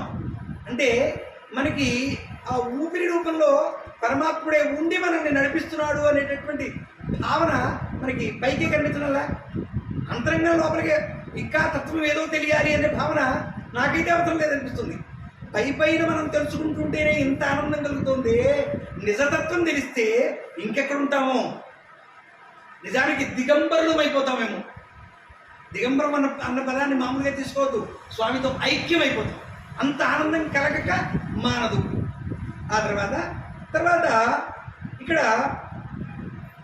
సంపుడీకరణం. సంపుడి అంటే కలయిక. ఏమిటేమిటి కలయిక? అన్ని దిక్కుల్లోనూ ఒక్కొక్క దిక్పాలకుడు ఉన్నాడుగా. ఆ దిక్పాలకులందరూ కూడా ఆ దిక్పాలుల యొక్క శక్తితో మన సాధకుడి యొక్క శరీరంలోనికి ప్రవేశించాలి అనేటటువంటి భావన. ఇంద్రాదీన్ దిక్షించ. ఇక్కడ ఏమని చెప్తున్నాడో చూడండి. ఎంత అద్భుతంగా ఉందో. ఒక్కొక్క దిక్కుకి ఒక్కొక్క అధిపతి చొప్పున ఉన్నారుగా. మనకి సాధారణంగా తూర్పు దిక్కులో ఇంద్రుడు, ఇంద్రియములన్నిటికీ కూడా శక్తినిచ్చేటటువంటిది ఇంద్రశబ్దంగా చెప్పబడుతుంది. ఇంద్రుడు అనగానే మనకి పురాణపరమైనటువంటి ఇంద్రుడిని వేదాల్లో ఇంద్రుడిగా చూడడానికి అవకాశం లేదు. రెండు ఎంటైర్లీ డిఫరెంట్. అంటే ఎక్కడ దీన్ని మనం ఎలా తీసుకోవాలి అనేది మనకి విద్యతను బట్టి ఉంటుంది. ఇక్కడ పురాణాలు కానీ కథలు కానీ కథ అన్న పదానికి చెప్పడము అని అర్థం వస్తుంది. కథయిష్యామి అని అంటారు, అంటే చెబుతాను అని. అంటే చెప్పబడినదే కథ. వేదము తెలుసుకోదగినది వేదము. చూడండి, అందులో ఉన్నదే అర్థం. కాబట్టి ఇక్కడ విశేషం ఏమిటి అంటే ఇంద్రశబ్దాన్ని మనం సాధారణమైనటువంటి ఇంద్రుడిగా తీసుకోవడానికి లేదు. ఇది వేదాల్లో ఉన్నటువంటి ఇంద్రుడిగా, ఇంద్రియములకు అధిపతిగా చెప్పి తీసుకోవాలి ఉంటుంది. ఆ తర్వాత ఇక్కడ ఏమిటి తీసుకుంటున్నారు? తూర్పు దిక్కుగా ఇంద్రుడు, ఆ తర్వాత దక్షిణ దిక్కుగా యముడు, ఆ తర్వాత పశ్చిమ దిక్కుగా ఒక్కొక్క వరుణుడు, వాయువు. ఇక్కడ అష్టదిక్పాలకులు అన్ని వైపులా ఉంటారు. ఊర్ధ్వ అధో, ఊర్ధ్వంలో ఆకాశము, అధంలో భూమి. ఇలా ఈ 10 దిక్కుల్లో ఉన్నటువంటి శక్తి అంతా కూడా సాధకుల్లోనికి రావాలి అని చెప్పడం ఇక్కడ సంపుడీకరణంలోనికి వస్తుంది. ఆ తర్వాత దశాంగ రుద్రీకరణము. దశ అంగంలోనికి ఈ రుద్రశక్తి వచ్చి కూర్చోవాలి. ఇక్కడ చూడండి, ఇక్కడ ఒకటే మంత్రంతో ఓం నమ శంభవేదమయో భవేజ అనేటటువంటి మంత్రంతో ఈ వారికందరికీ, ఈ దిక్పాలకులందరికీ రుద్రత్వం ఆపాదిస్తున్నాం. చూడండి, సాధకుడిలోనికి రుద్రుడు ప్రవేశించాలి, దిక్కులలోనికి రుద్రుడు ప్రవేశించాలి. మొత్తం అంతా రుద్రుడు అయిపోయిన తర్వాత నా రుద్రం మర్చిగేత అన్నదానికి మనకి సంపూర్ణమైనటువంటి న్యాయం జరుగుతుంది. న్యాయం జరిగితే రుద్రుడికి అభిషేకం చేస్తున్నాడు. ఇక ద్వైత సిద్ధి ఎక్కడుంది? ద్వైతం రెండన్నది లేదు. ఇక్కడ చూడండి, ఈ ద్వేషము అన్న పదం ఉంది చూసారా? అందులో మొదటి ఉన్నది ద్వే, రెండు. అంటే నేను కాని వాడితో నాకు ద్వేషం, నేనే వదిలేవాడు అనుకోండి. ఇక్కడ ద్వేషం అన్న మాటకి ఎక్కడ అర్థం ఉంది కదండి? ద్వేషము అంటే వాడు అంటే పడకపోవడం, అంటే రెండైతే పడకపోవడం, ఒకటే అయితే అంటే. అందుకే పశ్యామితే సకల జనాంతరస్థం, అందరిలో నేను చూస్తున్నాను అన్నానంటే ఆ భావన మామూలుగా అర్థం చేసుకుంటే ఎంత బాగుంది కదా. అది మనం ఆచరించగలిగాం అనుకోండి, ఇంకెంత బాగుంటుంది. ద్వేషానికి ఇక అనుమతి ఉన్నదా? లేదుగా. అంత అద్భుతంగా ఉంటుంది. ఆ తర్వాత నమశంభవేదమయో భవేజతో అన్ని దిక్కుల్లోనికి దశాంగ రౌద్రీకరణం చేస్తున్నాం. రుద్రుణ్ణే ప్రవేశపెట్టడమే రౌద్రీకరణం. ఇక్కడ రౌద్రము అని అంటే కోపకారణము అని చెప్పడం. ఇక్కడ విశేషం ఏమిటంటే, ఇక్కడ నమ్మకంలో మొదట ఏమని చెప్తామంటే, స్వామి నువ్వు అద్భుతమైనటువంటి విల్లును ధరించుకున్నావు, ఆ విల్లు మా మీద ప్రయోగించవు, మాలో ఉన్నటువంటి అరిషట్ వర్గాల మీద ప్రయోగించు. మనకి శత్రువులు వేరే ఎక్కడైనా ఉన్నారా? వేరుగా. మన పక్కింటివాడు, ఎదురింటివాడు, వెనకింటివాడు శత్రువులు కానే కాదు. మనలో ఉన్నటువంటి కామ, క్రోధ, లోభ, మోహ, మద, మాత్సర్యములు అనేటటువంటి అరిషట్ వర్గములు. హరి అని అంటే శత్రువు. ఆ హరే దూరంగా తొలగించాలి. షట్ అంటే 6 వర్గములు, గ్రూప్స్. వర్గములు అని ఎందుకంటున్నారు? ఒకటి వచ్చింది అనుకోండి, దాంతోపాటు ఇంకోటి వచ్చేస్తుంది ఆటోమేటిక్గా. అందుకే కథలో ధైర్యాన్ని విడిచిపెట్టలేదు అనుకోండి, మిగతా అందరూ లక్ష్ములు మహారాజు దగ్గరికి వచ్చేస్తారు, ఇంకా అలక్ష్మి ప్రవేశించలేదు. అందుకని ఏ విధంగా అయితే ధైర్యంతో మిగతా లక్ష్ములందరూ వచ్చారని ఒక కథలో చెప్పుకుంటామో, అలాగే ఇక్కడ ఈ అరిషట్ వర్గములను కూడా అలాగే చెప్పుకోవాలి. ఇవి వర్గములు అని ఎందుకంటున్నాం అంటే, కామ, క్రోధ, లోభ, ఒకదాని నుంచి ఒకటి. మనకి మీరు జాగ్రత్తగా గమనిస్తే, ఒకటి తీవ్రమైన కాంక్ష వచ్చిందనుకోండి, కామాతు క్రోధోపి జాయితే కదండి. ఆ క్రోధం వచ్చిందనుకోండి, బుద్ధినాశాత ప్రణశ్యతి. ఇలా ఒకదానితో ఒకటి మనల్ని పతనావస్థకి తీసుకెళ్ళిపోతుంది. అది చెప్తాడు అక్కడ. కాబట్టి నీ యొక్క ధనుస్సుని, నీ యొక్క పదునైనటువంటి బాణములను మా మీద కాకుండా మాలో ఉన్నటువంటి అంతఃశత్రువులైనటువంటి కామ, క్రోధ, లోభ, మోహ, మద, మాత్సర్యముల మీద ప్రయోగించి వాటిని దూరంగా తొలగిస్తే నేను నిన్ను సంతృప్తిగా, ఆనందంగా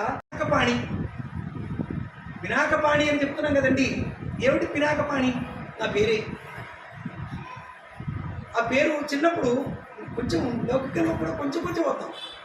చిన్నప్పుడు నా పేరు ఎవరైనా విచిత్రాలుగా చదువుతూ ఉండేవారు, పలుకుతూ ఉండేవారు. ఒకడు అనేవాడు వినాయకపాణి అనేవాడు. నా పేరు వినాయకుడు లేడు, శివుడే ఉన్నాడయ్యా అంటూ ఉండేవాడిని. అయితే చిన్నతనం కదా, చిన్నతనంలో తెలిసింది కాదు. ఇంటికి వెళ్ళి మా నాన్నగారితో దెబ్బలాడుతూ ఉండేవాడు. నాన్న, అన్నయ్యకి చక్రపాణి అని పేరు పెట్టావు, బ్యూటిఫుల్గా ఉంది, ఎవరు క్వశ్చన్ చేయట్లే. అక్కకి శ్రీకృష్ణపాణి అని పేరు పెట్టావు, అది కూడా ఎవరు క్వశ్చన్ చేయట్లే. నా పేరు దగ్గరికి వచ్చేవాడికి విచిత్రంగా పలుకుతున్నారు అని అంటే మా నాన్నగారు అనేవారు, రే పిచ్చివాడా, ఒక మహానుభావుడి పేరు పెట్టాను రా, శివుడు అన్నమాట పక్కన పెట్టు, ఒక వైద్య శిఖామణి పేరు పెట్టాను, ఆయన సంగీత సరస్వతి శ్రీపాద పినాకపాణి గారు అని ఒక మహానుభావుడు ఉండేవారు. ఆయన పేరు శ్రీపాద పినాకపాణి, ఆయన పేరు పెట్టాను రా నీకు అని ఆయన చెప్తుండి నన్ను పుచ్చగిస్తూ ఉండేవారు. ఏమో ఉదాహరణకి నేను దెబ్బలాడుతూ ఉండేవాడు, నువ్వు నాకు ఏదో పేరు పెట్టావు, విచిత్రంగా పలుకుతున్నారు అని. కాబట్టి ఎవరైనా నా పేరు కొంచెం తప్పుగా రాసినా కూడా అయ్యా నా పేరు తప్పుగా పడిందండి అని చెప్తూ ఉంటాను. కాబట్టి పినాకపాణి శివుడే. ఏం ధరించాడైనా? పినాకం పాణౌ యస్య సహా పినాకపాణి. ఎవరైతే చేతి యందు పినాకమును ధరించారో అతడు పినాకపాణి. అందుకే పినాకి అని కూడా చెప్తారు. కాబట్టి ఎవరైనా పినాకి శర్మ అని అన్నా కూడా సంతోషంగానే ఉంటుంది, మళ్ళీ అక్కడే ఉన్నారు అని. సరే, ఇక్కడ పినాకపాణి కోదండము. మనకి ఈ లోకంలో ఒక అలవాటు అయిపోయిందంటే కోదండ రాముడు, కోదండపాణి రాముడే అనుకుంటాం. కాదు, కోదండము అని అంటే ధనుస్సు అని. అందుకే శివపరమాత్మ ధ్యానంలో కూడా కోదండ హస్తాహ అని ఉంటుంది. ఆపాతాల హస్తలాంత అన్న ఒక స్తోత్రంలో అది కూడా వస్తుంది. కాబట్టి ఇక్కడ ఆయన చేత విల్లు ధరించి ఆయన ఎక్కుబట్టి విసిరేటటువంటి ప్రతి బాణము కూడా మన మీద కాకుండా ఇక్కడ నమ్మకంలో ఉన్నటువంటి అర్థమంతా కూడా అదే. నమస్తే అస్తు ధర్మనే బాహుభ్యాం ఉతతే నమః, ఉతతే నమః. మళ్ళీ నమస్కరిస్తాను, నీకు నమస్కరిస్తాను, నీ ధనుస్సుకు నమస్కరిస్తాను అని మళ్ళీ నమస్కరించి చెప్పుకుంటూ ఉంటాం. కాబట్టి ఇక్కడ దశాంగ రౌద్రీకరణం అయినది. తర్వాత షోడశాంగ రౌద్రీకరణం, షోడశ అంగరౌద్రీకరణం. ఇదేమిటి అని అంటే మనం ఆతో మొదలుకొని అచ్చులున్నాయిగా, వాటిని సంధిస్తూ మన వాక్కులోనికి కూడా శివపరమాత్మ రుద్రస్వరూపంగా వచ్చి ఆ శక్తిని ఇచ్చి మనల్ని సంపూర్ణంగా మన వాక్కు కూడా రౌద్రీకరణ చెందాలిగా. అందుకని ఈ షోడశాంగ రౌద్రీకరణ చెప్పబడుతుంది. ఓం భూర్భువస్వః ఏం చెప్తున్నాడు? ఇక్కడ విశేషం ఏమిటి అని అంటే ఇక్కడ ఒకటి చెప్తాడు. పిప్రుహి మామా మాహిపుంసీహి, మామా మాహిపుంసీహి. మా అంటే వద్దు, హిగుంసీహి హింసించవద్దు, హింస మమ్మల్ని హింసించవద్దు. ఎలా హింసించవద్దు? మనకి హింస అనేక రకాలుగా ఉంటుంది. భాషాపరమైనటువంటి హింస కూడా ఉంటుంది. ఎవరైనా ఒక మాట మన మీద మనకి తప్పు లేకుండా, మనకి పెద్దలు మనకి దారి చూపించేటటువంటి వాళ్ళు ఏదైనా ఒక మాట అన్నప్పుడు గురించి కాదు నేను మాట్లాడేది. అకారణంగా కొంతమంది మీద వాచా దోషాలు ప్రయోగిస్తుంటారు. అప్పుడు మన మనస్సు ఖేదం చెందుతుంది, బాధపడుతుంది. అది హింస. ఎన్ని రకాలైనటువంటి హింసలు ఉన్నాయో మనకి శాస్త్రం చెప్తుంది. ఎలాంటి హింస కూడా మనం తెలిసి ఇంకొకరి మీద అకారణంగా చేయకూడదు. ప్రధానమైనటువంటి విషయం ఇక్కడ మనం ఏమని చెప్తున్నాం? ఈ అకారముగా మొదలైనటువంటి ఈ అచ్చులతో సంపుడి చేస్తూ ఆ శివపరమాత్మని ధ్యానం చేస్తూ ప్రధానంగా ఏం చెప్తున్నాం? పిప్రుహి మామా హింసి, మమ్మల్ని హింసించవద్దు అని ప్రధానంగా చెప్పేటటువంటి మాట. మంత్రభాగం ఎంతున్నా ఒకటొకటి దాంట్లోనికి పెడుతూ ఉంటే ఆ ఒకటి ఇంకొక అర్థానికి దారితీస్తూ ఉంటుంది. ఇక్కడ మనకి సహస్రనామాలు ఎలా వస్తున్నాయి? ఒక నామం నుంచే ఇంకొక నామం, ఒక నామం నుంచి ఇంకో నామం, ఎలా ఒకదానితో ఒకటి లింక్ అవుతూ అనేక నామాలుగా ఇక్కడ స్వామికి నామాలు ఏమిటండి ఆశ్చర్యం, అంతా ఆయన ఇప్పుడు నాకు అదే ఆశ్చర్యం అవుతుంది. ఎప్పుడు ఏ నామాలు చూసినా మనకి గణపతి నవరాత్రుల్లో ఆ నామాలు చూస్తూ ఉంటాం. ఆ నామాలు ఎన్నైనా కూడా బౌడు అంటున్నాము, అబౌడు అంటున్నాం కదండి. ఇప్పుడు కాయిన్కి రెండు వైపులా కూడా ఆయనే, ఇంకా మళ్ళీ వేరే ఏ నామంతో చెప్పాలి? ద్వంద్వములు ఒకేసారి మనకి ఆవిష్కృతం అవడం పరమాత్మలో చోటకం అవుతుంది. మనకి ఎప్పుడు కూడా అదే కనబడుతుంది. ఇంకా ఏ నామంతో మనం కీర్తిస్తాం? అన్ని నామాలు ఆయనే అయిపోతున్నప్పుడు మనకి వేరే నామంతో ఏం పెడతాం? పెట్టడానికి నాకేం కనిపించదు. సరే, కానీ మనం ఆనందించడానికి పలువురు మార్గాలు ఉండాలిగా. అందుకని ఇంకొక ఇదేదో భలే ఉందే, భలే ఉందే అని ఆనందిస్తూ ఉంటాం. ఇక్కడ ప్రధానంగా మా మాహిపుంసి అని చెప్తూ ఏమని చెప్తున్నాం? ఈ షోడశాంగ రౌద్రీకరణం కూడా ప్రధానంగా చేశాం. సమయం వెళ్ళిపోతూ ఉంటుంది. సర్పయితి ఇది కాలం జారిపోతూ ఉంటుందిట. కాబట్టి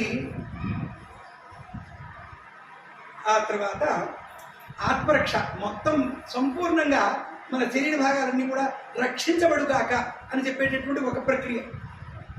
ఆ తర్వాత శివసంకల్పం ఉందండి, భలే ఉంటుంది. ఇందులో ఇవన్నీ కూడా మంత్రభాగంలే. అంతా కూడా నీవే. నా ఏదైతే సంకల్పం ఉన్నదో అది నీ సంకల్పమే, నీదైన సంకల్పముగా నన్ను ఆలోచింపని. నేను ఏం చేసినప్పటికీ కూడా నీదేగా ఉండాలి సంకల్పం అని. ఆత్మాత్మం గిరిజామదే. అది ఆ తర్వాత యాక్చువల్గా ఇక్కడ శివ సంకల్పములు అని ఒక 35 సంకల్పములు ఉన్నాయి అని ఏం చెప్పుకుంటాం? అది చెప్తాం, మంత్రభాగం చెప్తాం, ఒకసారి ముట్టుకుంటాం, మంత్రభాగం చెప్పుకుంటాం, ఒకసారి ముట్టుకుంటాం. అంటే సర్పము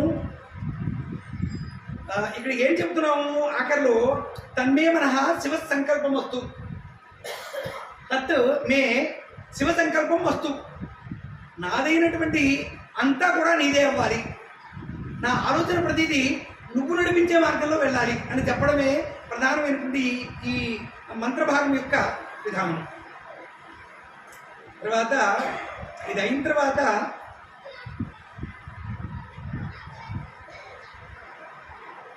మొత్తం 40 శివ సంకల్ప మంత్రభాగములు ఉన్నాయి.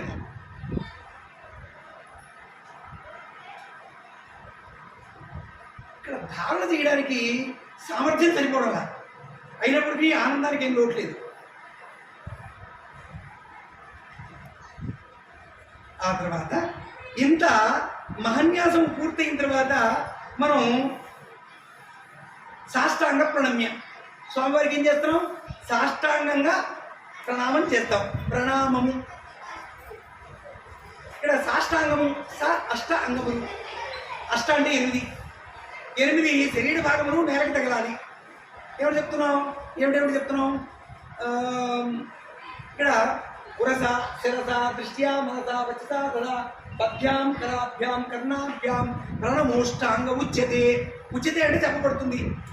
ఏమిటి? 8 అంగములు అష్ట అంగములు అని చెప్పబడతాయి అని ఆ అంగాలన్నింటినీ కూడా చెప్పాడు.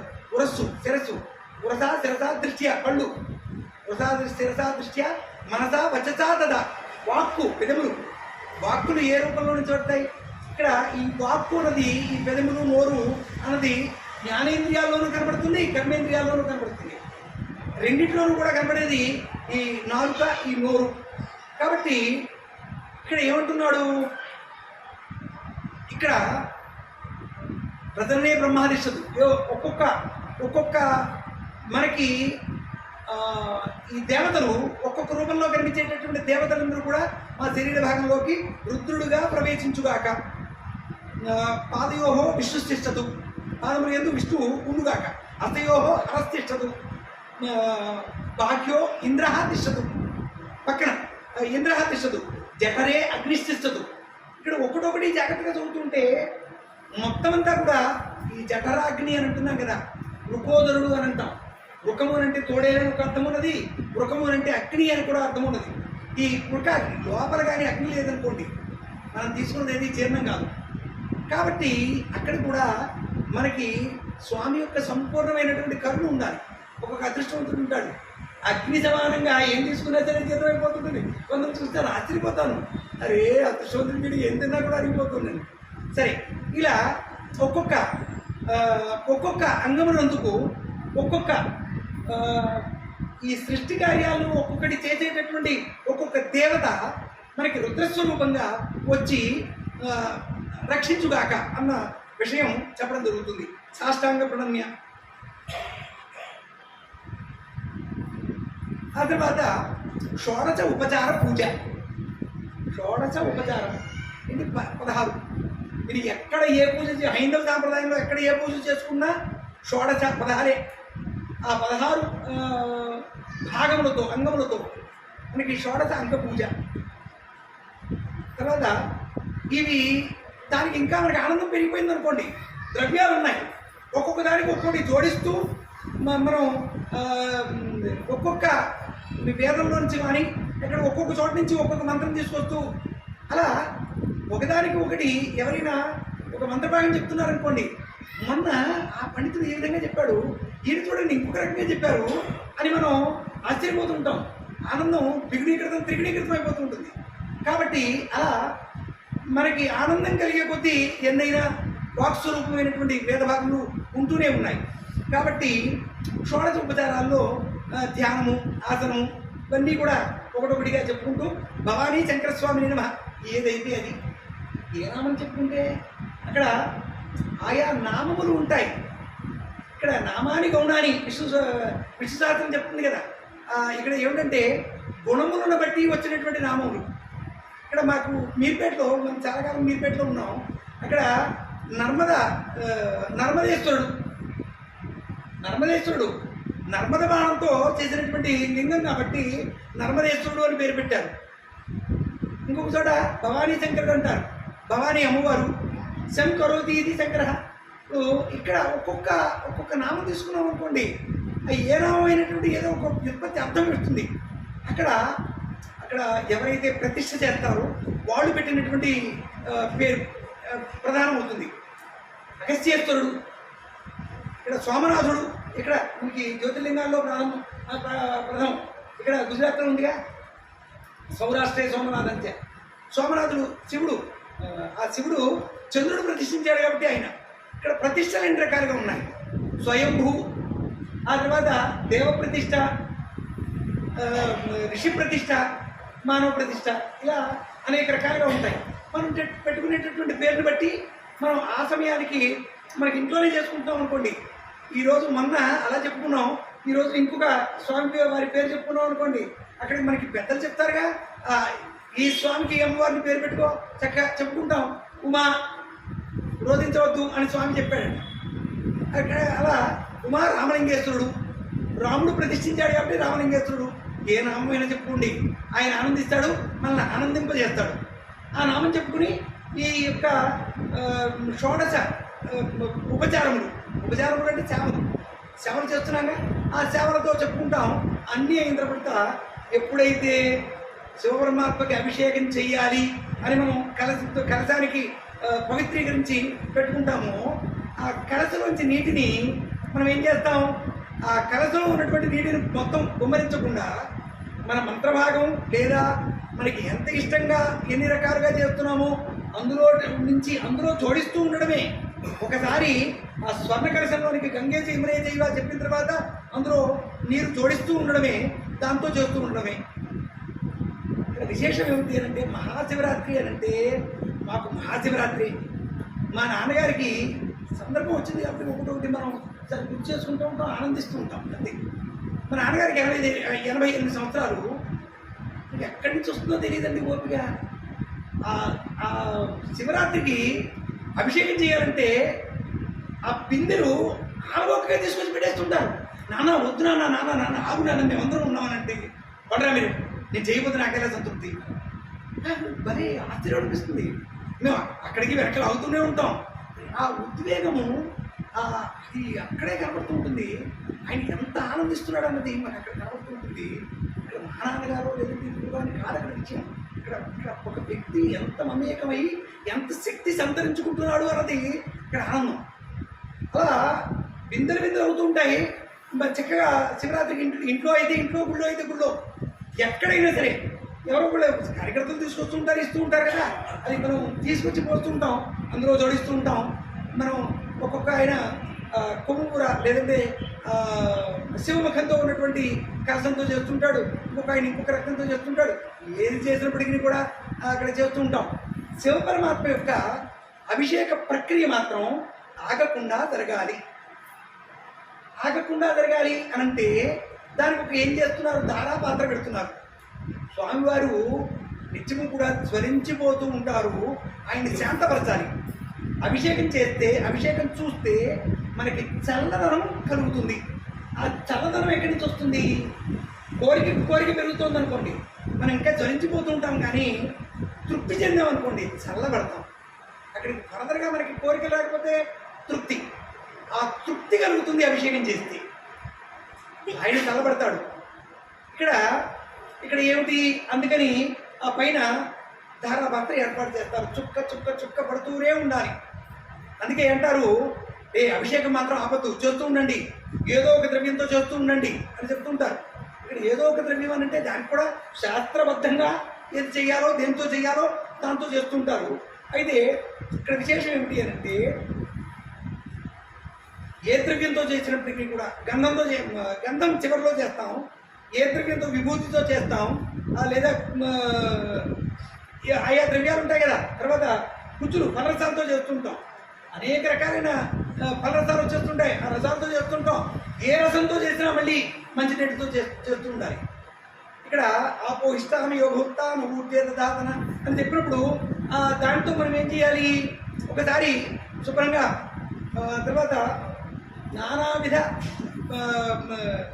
ఫలరసాన్ని పూజయామి అని చెప్పినప్పుడు అభిషేకం చేసిన తర్వాత మళ్ళీ శుద్ధోదకంతో తప్పనిసరిగా చేయవలసిందే.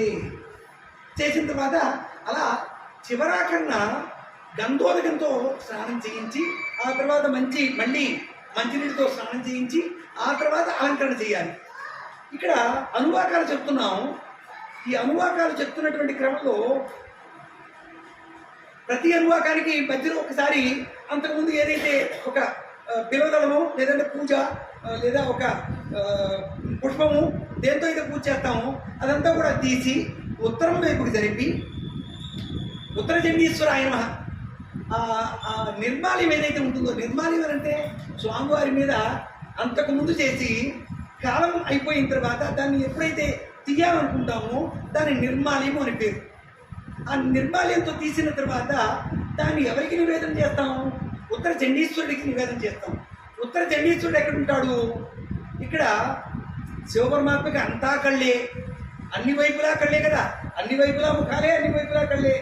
ఆయన ప్రధానంగా తెలియదగినటువంటి తూర్పు ముఖం ఎప్పుడు ఏది అని తెలియాలి అంటే ఆయనకు ఒక సమసూత్రం ఉంటుందిగా, పానవట్టం నుంచి అభిషేక జలం లేదా అభిషేక క్షీరము ఏదైతే లేదా ఫలరసము దేని గుండా అయితే ప్రయాణిస్తుందో దాన్ని సోమసూత్రం అని అంటారు. ఆ సూత్రము ఇక్కడ ప్రదక్షిణ చేయడానికి కూడా ఒక నిర్దిష్టమైనటువంటి విధి. ఏమిటి అంటే గృహస్థు లౌకిక కార్యకలాపాలు చేసేటటువంటి గృహస్థు అభిషేకము ధ్వజస్తంభం దగ్గర నుంచి వెళ్ళి ఆ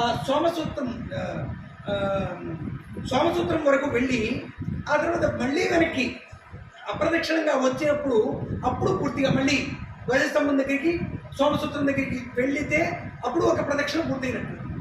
ఏమిటి ఇక్కడ సోమసూత్రం దగ్గర ఆయన యొక్క ప్రమథ గణములు నెరకొని ఉంటారు. అభిషేక సమయంలో నెరకొని వాళ్ళు ఏం చేస్తుంటారు? ప్రమథ గణములు, ప్రమధులు, వాళ్ళు నిత్యము కూడా ఆ స్వామివారికి పార్షదులుగా ఉంటారు, సేవకులుగా ఉంటారు.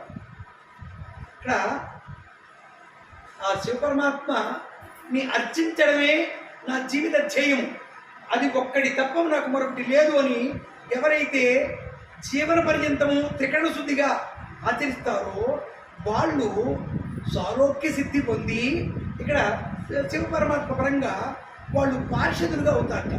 అలా అయినటువంటి వాళ్ళే భృంగిరెడ్డి, ఇలా వీళ్ళ యొక్క పేర్లు చాలా చిత్రంగా ఉంటాయి. ఒక్కొక్క నామం తీసుకుంటే ఒక్కొక్క విధంగా. ఇక్కడ నందీశ్వరుడు ఆయన తుండి అని ఒక పేరు కూడా ఉంది. అసలు నాట్యకళకి ఆద్యుడు ఎవరు అని అంటే నందీశ్వరుడట. నందీశ్వరుడు నాట్యం చేస్తుంటాడట. ఆ నాట్యం చేస్తే చిదంబరంలో ఆయన నృత్యం చేస్తుంటాడు కదా, అంటే ముందు నందీశ్వరుడికి ఏది ఒకసారి ఆ డ్యాన్స్ చేసి చూపించు అని అంటాడట. అప్పుడు ఆ నందీశ్వరుడు ఆనందంగా నాట్యం చేస్తాడట. చూడండి, కాబట్టి అలా ప్రమదగణాలు ఆ సేవక గణాలన్నీ కూడా ఇక్కడ ఇక్కడ ఇక్కడ నందీశ్వరుడు ఉన్నాడు శివుడికి, శివ పరమాత్మకి ఎదురుగుండా. అలా అనేకమైనటువంటి ప్రమదగణాలన్నీ ఆ సోమసూత్రం దగ్గర ఉన్నటువంటి కొండములో ఉంటారు అని ఒక ప్రతీతి. కాబట్టి వారిని దాటి పెడితే శివపరమాత్మకి కోపం వస్తుంది. ఆ తర్వాత బ్రహ్మసూత్రం అని ఒకటి ఉన్నదట. అంటే ఆ శివలింగం మీద ఒక మచ్చలా పడుతుంది. ఇక్కడ అవి మనం సాలగ్రామం అని అంటాం. అంటే కొన్ని పవిత్రమైనటువంటి ప్రాంతాల్లో నుంచి తీసుకురాబడినటువంటి వాటితో మాత్రమే శివలింగమును ప్రతిష్ఠ చేయాలి. దానికి శక్తి పెరుగుతుంది.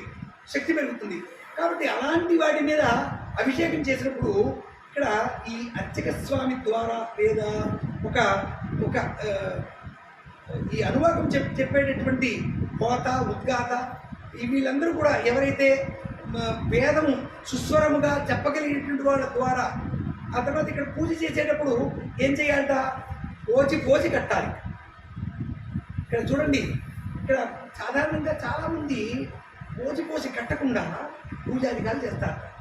పోసి కట్టకుండా చేస్తే వికచ్చ అనుత్తరీయశ్చ, పైన ఉత్తరీయం ఎడమ భుజం మీద, కార్యం ఉన్నటువంటి వాళ్ళు ఎడమ భుజం మీద ఉత్తరీయం తప్పనిసరిగా ధరించాలి.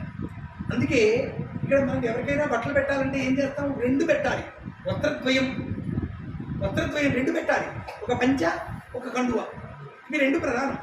తర్వాత ఈ చొక్కా అన్నది లేదు.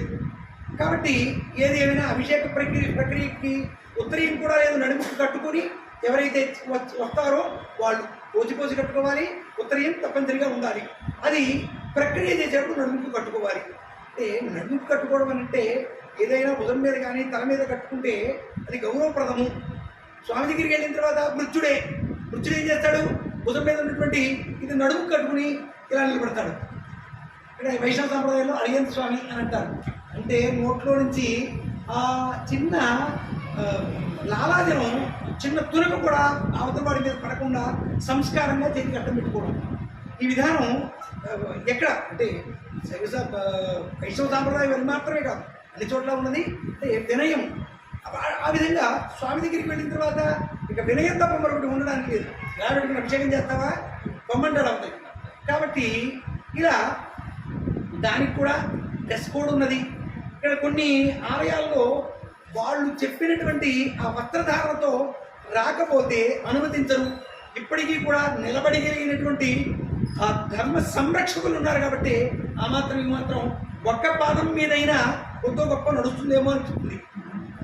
కానీ కొంతమంది ఏం చేస్తారు, దాన్ని ప్రశ్నించడానికి వారి దగ్గర ఏముండదు. ఎవడో ఒకడు లేస్తాడు, దానికి తార్కికమైనటువంటి ఆలోచన విధానం ఉండదు. వాడు ఎవడో పక్కవాడు లేచాడు కాబట్టి దానికి చాలామంది ఉద్యమం అని అంటారు, వస్తారు. ఎందుకు చేస్తున్నారో వాడికి తెలియదు. ఆ ఉద్యమం ఎందుకు ఉద్యమించాడో వాడికి తెలియదు. ఏ కారణం కోసం లేచి అక్కడ నిరాహార దీక్ష లేదా పొలోమని పనులన్నీ వదిలిపెట్టడం, వెళ్ళడం. రామాయణం చెప్తుంది అసలు ఉద్యమం అంటే ఏమిటి, నిరసన అంటే ఏమిటి, ఎవరు చేయాలి, ఎవరు చేయకూడదు, ఇవన్నీ కూడా రామాయణం చెప్తుంది మనకి. అలా అంత చక్కగా అక్కడ వెళ్ళిన తర్వాత ఈ విధానాలన్నీ పాటిస్తూ ఇక్కడ అభిషేక ప్రక్రియ ప్రారంభించుతున్నాం కదా. అంటే అభిషేకంలోకి వెళ్ళాం, అంటే అక్కడక్కడ అలా స్పృశించుకుంటూ వెళ్తున్నాంగా. ఇచ్చిన సమయం కూడా అయితే ఇక్కడ విశేషం ఏమిటంటే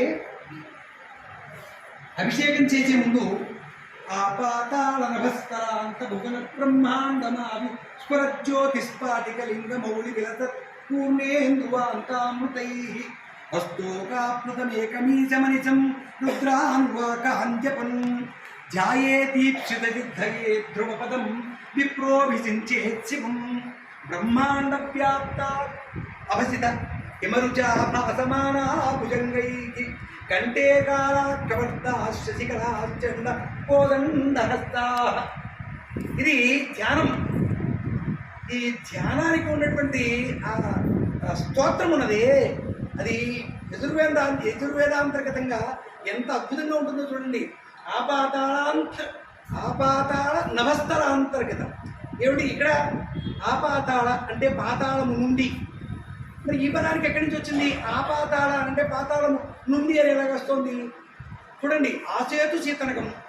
ఆ సేతు అంటే వంతెన, రామసేతు. రాముడే కట్టించాడు, అక్కడే రాముడే ప్రతిష్ఠించాడు అని మనకి ఆర్ష సాంప్రదాయం చెప్తున్నటువంటి రామలింగేశ్వరుడు ఉన్నటువంటి స్థానం దగ్గర ఉన్నటువంటి ఆ సేతు సీతనకము. పైన సీతనకం అంటే జమ్మూ కాశ్మీర్, ఆ తర్వాత లేహ్ లడక్ అక్కడ ఉంది కదా తల భాగం, అక్కడ సీతనకం. సీత అంటే చలికొండలు. అమ్మవారు చలికొండల కూతురు.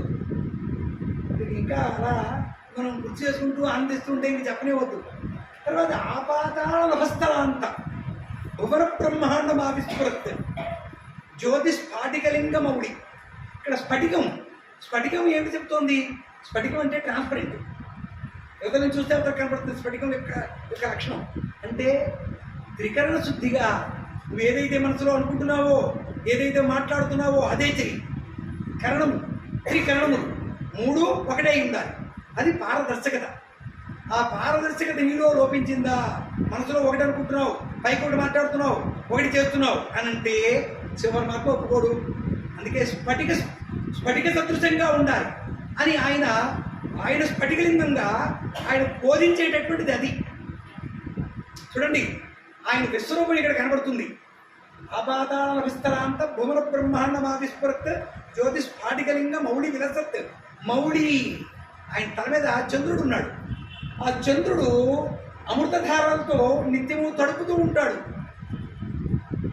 అప్పుడు ఆయన చల్లబడతాడు. చల్లబడిన శివుడు మాత్రమే మనకి శుభాలు కలగజేస్తాడు. అందుకని నిత్యము అభిషేకములు జరగాలి. అభిషేకములు జరిగితే ఆయన సర్వవ్యాపి అయినటువంటి పరమాత్మ ఆనందించి చల్లగా ఉండి మనల్ని చల్లగా ఉంచుతాడు. శుభములు కలుగుతాయి. అందుకే అభిషేకం చూడాలి, అభిషేకం చెయ్యాలి, అభిషేకం చూడాలి. అభిషేకంలో మనం నమశివాయ చెప్పుకుంటూ మమేకం అవ్వాలి. మమేకం ఆయనతో కలిసిపోవడమే. ఏకం, నేను ఒకటైపోవడం ఆయనతో కదండి. అలా మమేకం చెందడానికి ఇవంతా కూడా మనకు ఒకటిగా చెప్తున్నాయి.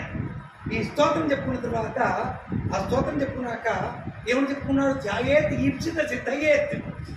ధ్రువపదం గ్యారంటీడ్. ధ్రువం అంటే గ్యారంటీ. విప్ర అభిషించేత శివం. ఏ శివుడికైతే విప్రుల చేత అభిషేకం జరుగుతుందో, ఎక్కడైతే ఈ రుద్రాధ్యాయం చదవబడుతుందో, ఏ సాధకుడైతే చెబుతూ ఉంటాడో, ధ్యానిస్తూ ఉంటాడో, అది ఈప్సితములు అంటే కోరికలన్నీ కూడా సిద్ధింపజేస్తాయి, సంతృప్తి కలగజేస్తాయి. అందుకని అభిషేకము నిత్యము జరగాలి, అభిషేకం నిత్యము చూడాలి. అందుకని అభిషేకం. ఇది అభిషేక వైభవం కాకుండా ఇంకేమన్నా ఉందా? కాదుగా. హస్త ఇక్కడ ఏమంటున్నాడు? కోదండ హస్త.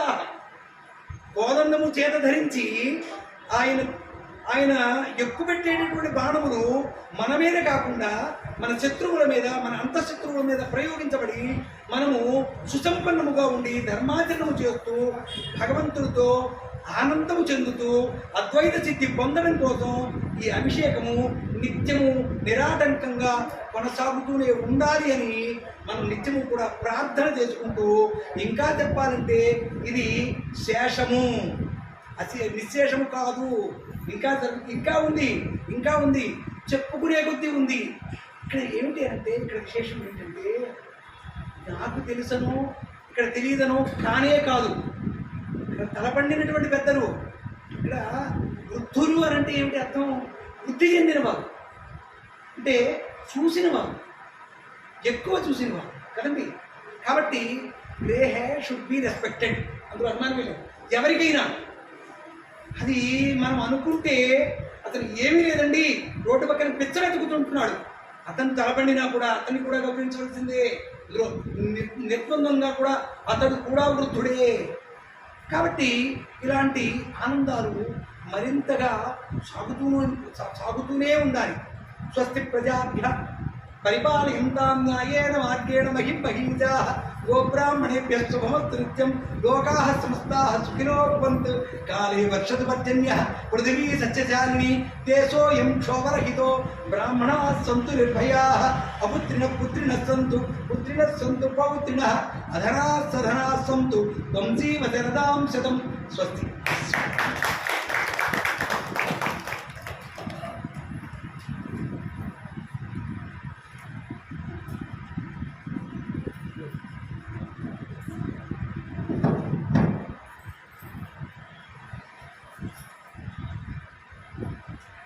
విషయం ఎంతో విస్తృతమైనది, కాలం చాలా తక్కువైంది. అవి కాకుండా మనకు కూడా మరి అందులో లేడీస్ వాళ్ళందరూ వచ్చారు కాబట్టి ఇంట్లో పనులు అవి చూసుకోవాలి. రాబోయేది తెల్లారితే మహాపండగ పర్వదినం శివరాత్రి. ఏదైనప్పటికీ మేము సంకల్పించినటువంటి ఈ కార్యక్రమం శివరాత్రి ముందుగా సాధ్యమైనంత వరకు భక్తుల్ని ఆ శివ మహిమలలోకి తీసుకువెళ్ళాలనే ప్రయత్నంలో మాకు సహకరించిన వీరాంజనేయ స్వామి దేవాలయ కార్యవర్గ సభ్యులందరికీ కూడా ధన్యవాదాలు తెలియజేసుకుంటున్నాం. ఎందుకంటే భక్తి విషయాలను చెప్పడానికి ప్రవచనకర్తలు ఉన్నారు, ఏర్పాటు చేయడానికి మేము ఉన్నాము. కానీ కాలనీలో ఏంటంటే ఇలాంటి స్థావరాలు అవుతుంది. అటువంటి ఇబ్బంది లేకుండా మైకులు ఇచ్చి కుర్చీలు ఇచ్చి చక్కటి ప్రదేశాన్ని మాకు ఇచ్చి స్వామివారి సన్నిధిలో ఆంజనేయ స్వామి సన్నిధిలో ఈ విధమైన కార్యక్రమం నిర్వహించడానికి తోడ్పడుతున్నటువంటి ఇలాంటి దేవాలయ సహకారాలు మాకు ఉంటే మేము ఇలాంటి కార్యక్రమాలు మరించి పండగలు చేసుకుని ముందుకు వస్తాము. మరి వనస్థలపురం భక్త సమాజం, తిరుమల తిరుపతి దేవస్థానం, వీధి పరిషత్ వారు, దేవాలయం వారు ఈ కార్యక్రమాలు సప్తాహాల దగ్గర నుంచి నిర్వహించాము. రామాయణము, భారతము, భాగవతం మొత్తం అన్ని సప్తాహాల నుంచి శివరాత్రిని పురస్కరించుకుని 2 రోజులు పెడదామనుకున్నాము. ఆ 2 రోజులు వచ్చింది. ఎవరెవరో అనుకున్నాము, అది కూడా శివుడు అనుగ్రహమే. అది మరి మన అన్నంరాజు ప్రభాకర్ రావు గారు ముందర అనుకున్నాం. వారు ఆ టైంలో మనం అనుకున్న టైంలో ఫోన్ దొరకలేదు. సరే ఇంకోరిని ట్రై చేసాం. వారికి కుదరలేదు టైమింగ్స్. చివరికి జయశ్రీ మేడం గారు అసలు 2 రోజులు వీరికే ఇచ్చి వీరి చేత పెట్టిద్దామని మొత్తం విశలంగా వివరంగా ఉంటుంది. వారిని తొందర పెట్టక్కర్లేదు అనుకో. వారు కోయంబత్తూరు వెళ్ళవలసి వచ్చి నేను ఒక్కరోజే రాగలుగుతాను. కాబట్టి ఏదైనా ఏది ఎక్కడ ఎప్పుడు ఎలా జరగాలో నిర్ణయించేది పరమేశ్వరుడు. ఎవరిని ఎప్పుడు ఎక్కడికి రప్పించాలో కూడా పరమేశ్వరుడు. కాబట్టి వారికి అందరినీ ఇక్కడికి రప్పించి ఇటువంటి మంచి విషయాలను వీరి ద్వారా మనకు అందించినందుకు వారికి పరమేశ్వరుడికి ధన్యవాదాలు తెలియజేసుకుంటూ మరి ఈ కార్యక్రమానికి ఇచ్చిన సుతులు శ్రీరాములు గారిని వీరిని సన్మానించే కార్యక్రమంలో పాల్పంచుకోవాల్సిందిగా మన అన్నంరాజు ప్రభాకర్ గారిని, దేవాలయం తరఫున మన టీవీ నారాయణరావు గారిని, తదితర పెద్దల్ని వేదిక రావాల్సిందిగా, మరి పెద్దలు రామలింగేశ్వరరావు గారు కూడా పాల్గొవాల్సిందిగా మనం చేస్తూ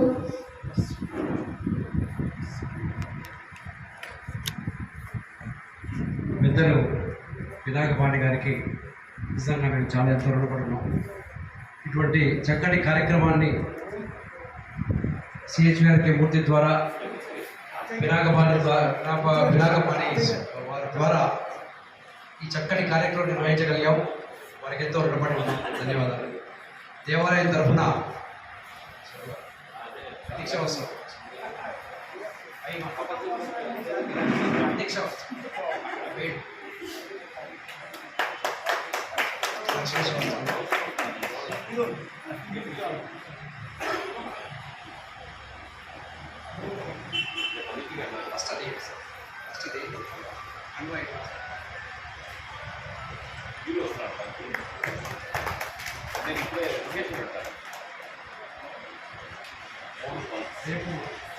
మీ ఇంట్లో మీ అభిషేకం స్వామివారి శేషవస్త్రాలతో జరుపుకోవాలని మేము ఆశిస్తున్నాం.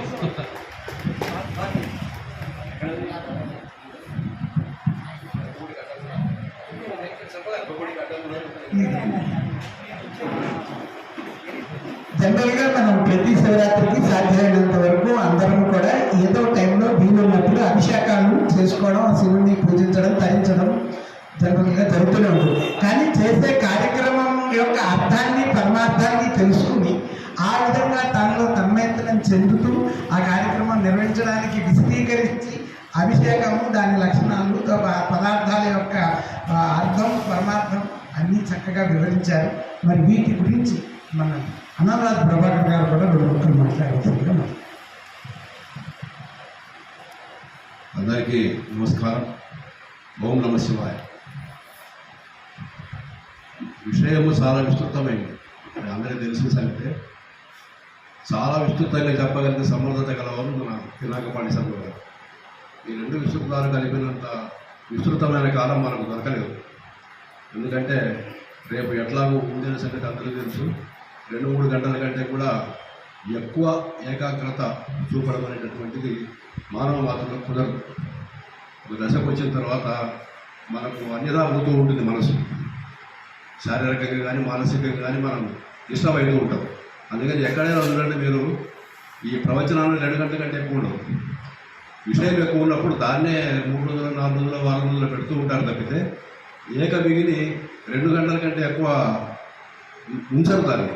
ఎందుకంటే చెప్పేవాళ్ళకి కానీ వినేవాళ్ళకి కానీ ఏకాగ్రత ముఖ్యం. మనం త్రికరణ శుద్ధి అన్నట్టు ఏదైతే మాట్లాడుతుంటారో దాని మీదనే మనసు ఉండాలి.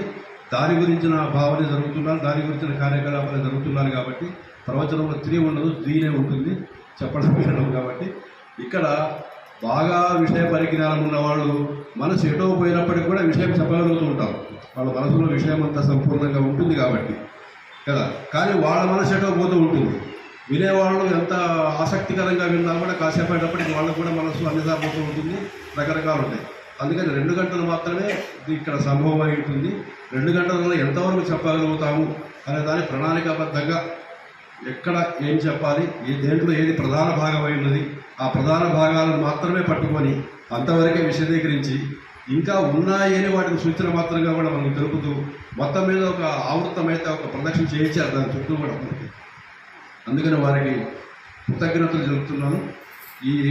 ఈ సందర్భంగా మనకు వినే అవకాశం కలిగించినటువంటి వారికి ఇంకో చిన్న విషయం ఏంటంటే, నిన్న జయశ్రీ గారి ఉపన్యాసం ప్రవచనం, జయశ్రీ గారి ప్రవచనానికి మహిళా భక్తులు ఫుల్, మా వాళ్ళు ఒక 6-7 ఉన్నట్టున్నారు కదా. ఈరోజు నిన్న వెళ్ళేటప్పుడే మూర్తి గారు ఉన్నారు. ఈరోజు మహిళా ప్రవచనకర్త కాబట్టి మహిళలు వచ్చారు, రేపు పురుష ప్రవర్తన కాబట్టి పురుషులను మొబిలైజ్ చేయాల్సిన అవసరం ఉందయా అని చెప్పారు నిన్న. సో ఆ లెక్కనే మరి ఈరోజు అట్లా రేషియో అట్లాగే ఉన్నట్టుంది. సరే ఏదైనా సరే రేపు పండగ కాబట్టి ఎవరి బిజీలు వాళ్ళకు ఉంటాయి, వస్తువులు తెచ్చుకోవడం కానీ తయారవడం కానీ. సో వచ్చిన వాళ్ళందరూ కూడా పుణ్యాత్ములు, కాని వాళ్ళు కాదని కాదు, వాళ్ళు కూడా దైవ కార్యంలో ఉంటారు రేపు పండగ కాబట్టి. సో కాబట్టి అందరికీ పుణ్యం సమానంగానే ఉంటుంది. మరొకసారి మూర్తి గారు చెప్పింది నేను చెప్తున్నాను. ప్రవచనకర్తలు ఉంటారు, నిర్వాహకులు ఉంటారు, వేదికనిచ్చేవాళ్ళు ఉండాలి, ప్రేక్షకులు కూడా ఉండాలి, ప్రేక్షకులతో పాటు వాళ్ళ పిల్లలు కూడా ఉండాలి. ఎందుకంటే ఇది ఎప్పుడూ కూడా తర్వాత తరానికి ప్రవహిస్తూ ఉండాలి. మనం ఏదో 50 ఏళ్ళు 60 ఏళ్ళు 70 ఏళ్ళు వచ్చి కూర్చుంటే ఓకే, మనది మనకు వస్తుంది, మనకు వచ్చింది మనం తర్వాత వాళ్ళకు కూడా ఇస్తున్నామా అనేది ఒకసారి మనం ఆలోచించుకొని, పిల్లలు ఈ రోజులలో వాళ్ళు పొద్దున్న 4-5 లేచి ట్యూషన్కి వెళ్ళి మళ్ళీ రాత్రి ఎప్పుడో వచ్చి మళ్ళీ ట్యూషన్కి వెళ్ళి ఉంటాయి, బిజీ ఉంటుంది. కానీ ఏదైనా ఒక సందర్భంలో మనకు కుదిరితే వాళ్ళని కూడా తీసుకురావడం అనేటటువంటిది చాలా మంచి పని. మన మతానికి, మన ఆచారానికి వాళ్ళని చేస్తున్నటువంటి సేవగా భావించి వాళ్ళని ఏదో ఒకరికి కన్విన్షన్ తీసుకురాని దయచేసి ఈ చిన్న విధానంతో నేను ముగిస్తున్నాను. నమస్కారం.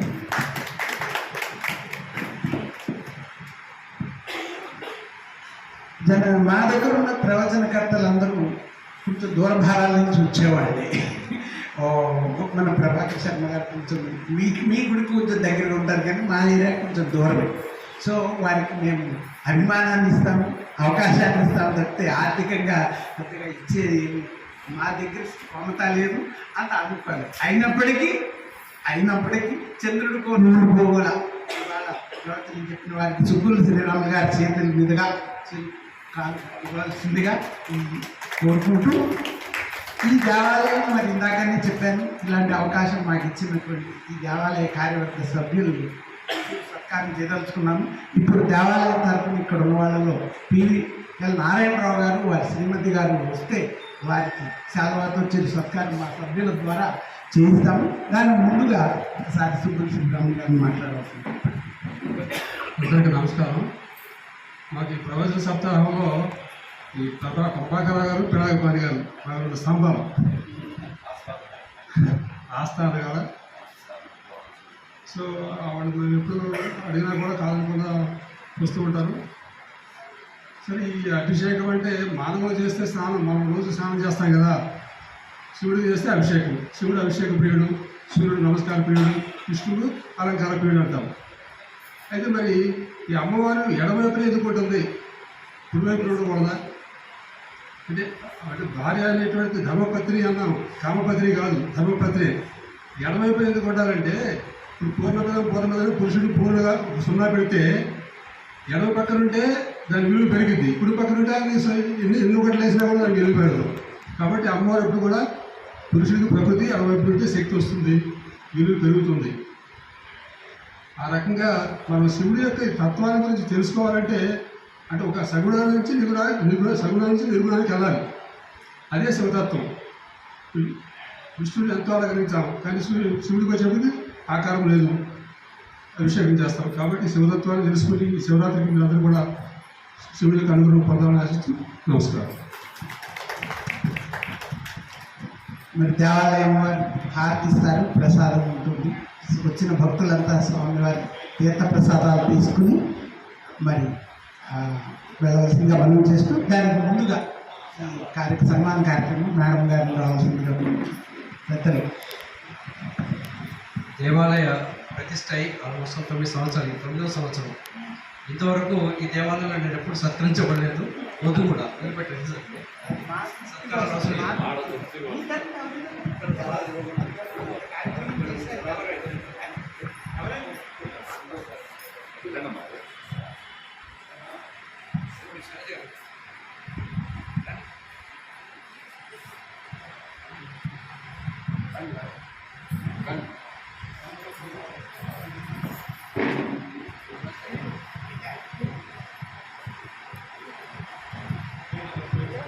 రండి సార్, ఫోటోలో నిలబడండి. శ్రీనివాస్ గారు రండి.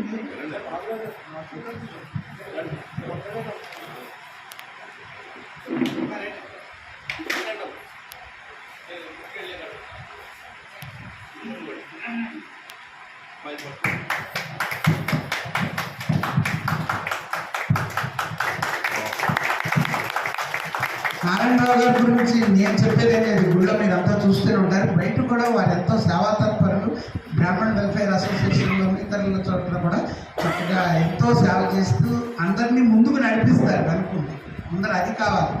మనము చేయడమే కాదు, నలుగురితో కలిసి నలుగురి చేత చేయిస్తూ నలుగురిని నడిపించడం కూడా కావాలి.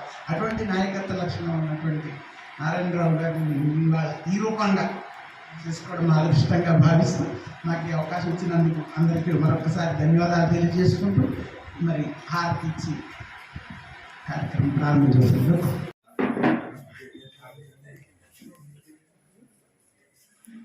బాబు. ఇంకొక గమనిక, మన నిన్న ప్రోగ్రాము ఇవాళ ప్రోగ్రాము మనకి చక్కగా యూట్యూబ్లో తీసి యూట్యూబ్ ద్వారా రిలీజ్ చేస్తున్నారు. దయచేసి వారు పెట్టిన తర్వాత మీరందరూ కూడా సబ్స్క్రైబ్ చేయండి. వారికి మనం ఇచ్చేది ఏం లేదు, వారు ఎంతో విలువైన టైం ఇక్కడ తీసుకొచ్చి ఇక్కడ ఉండి మన కోసం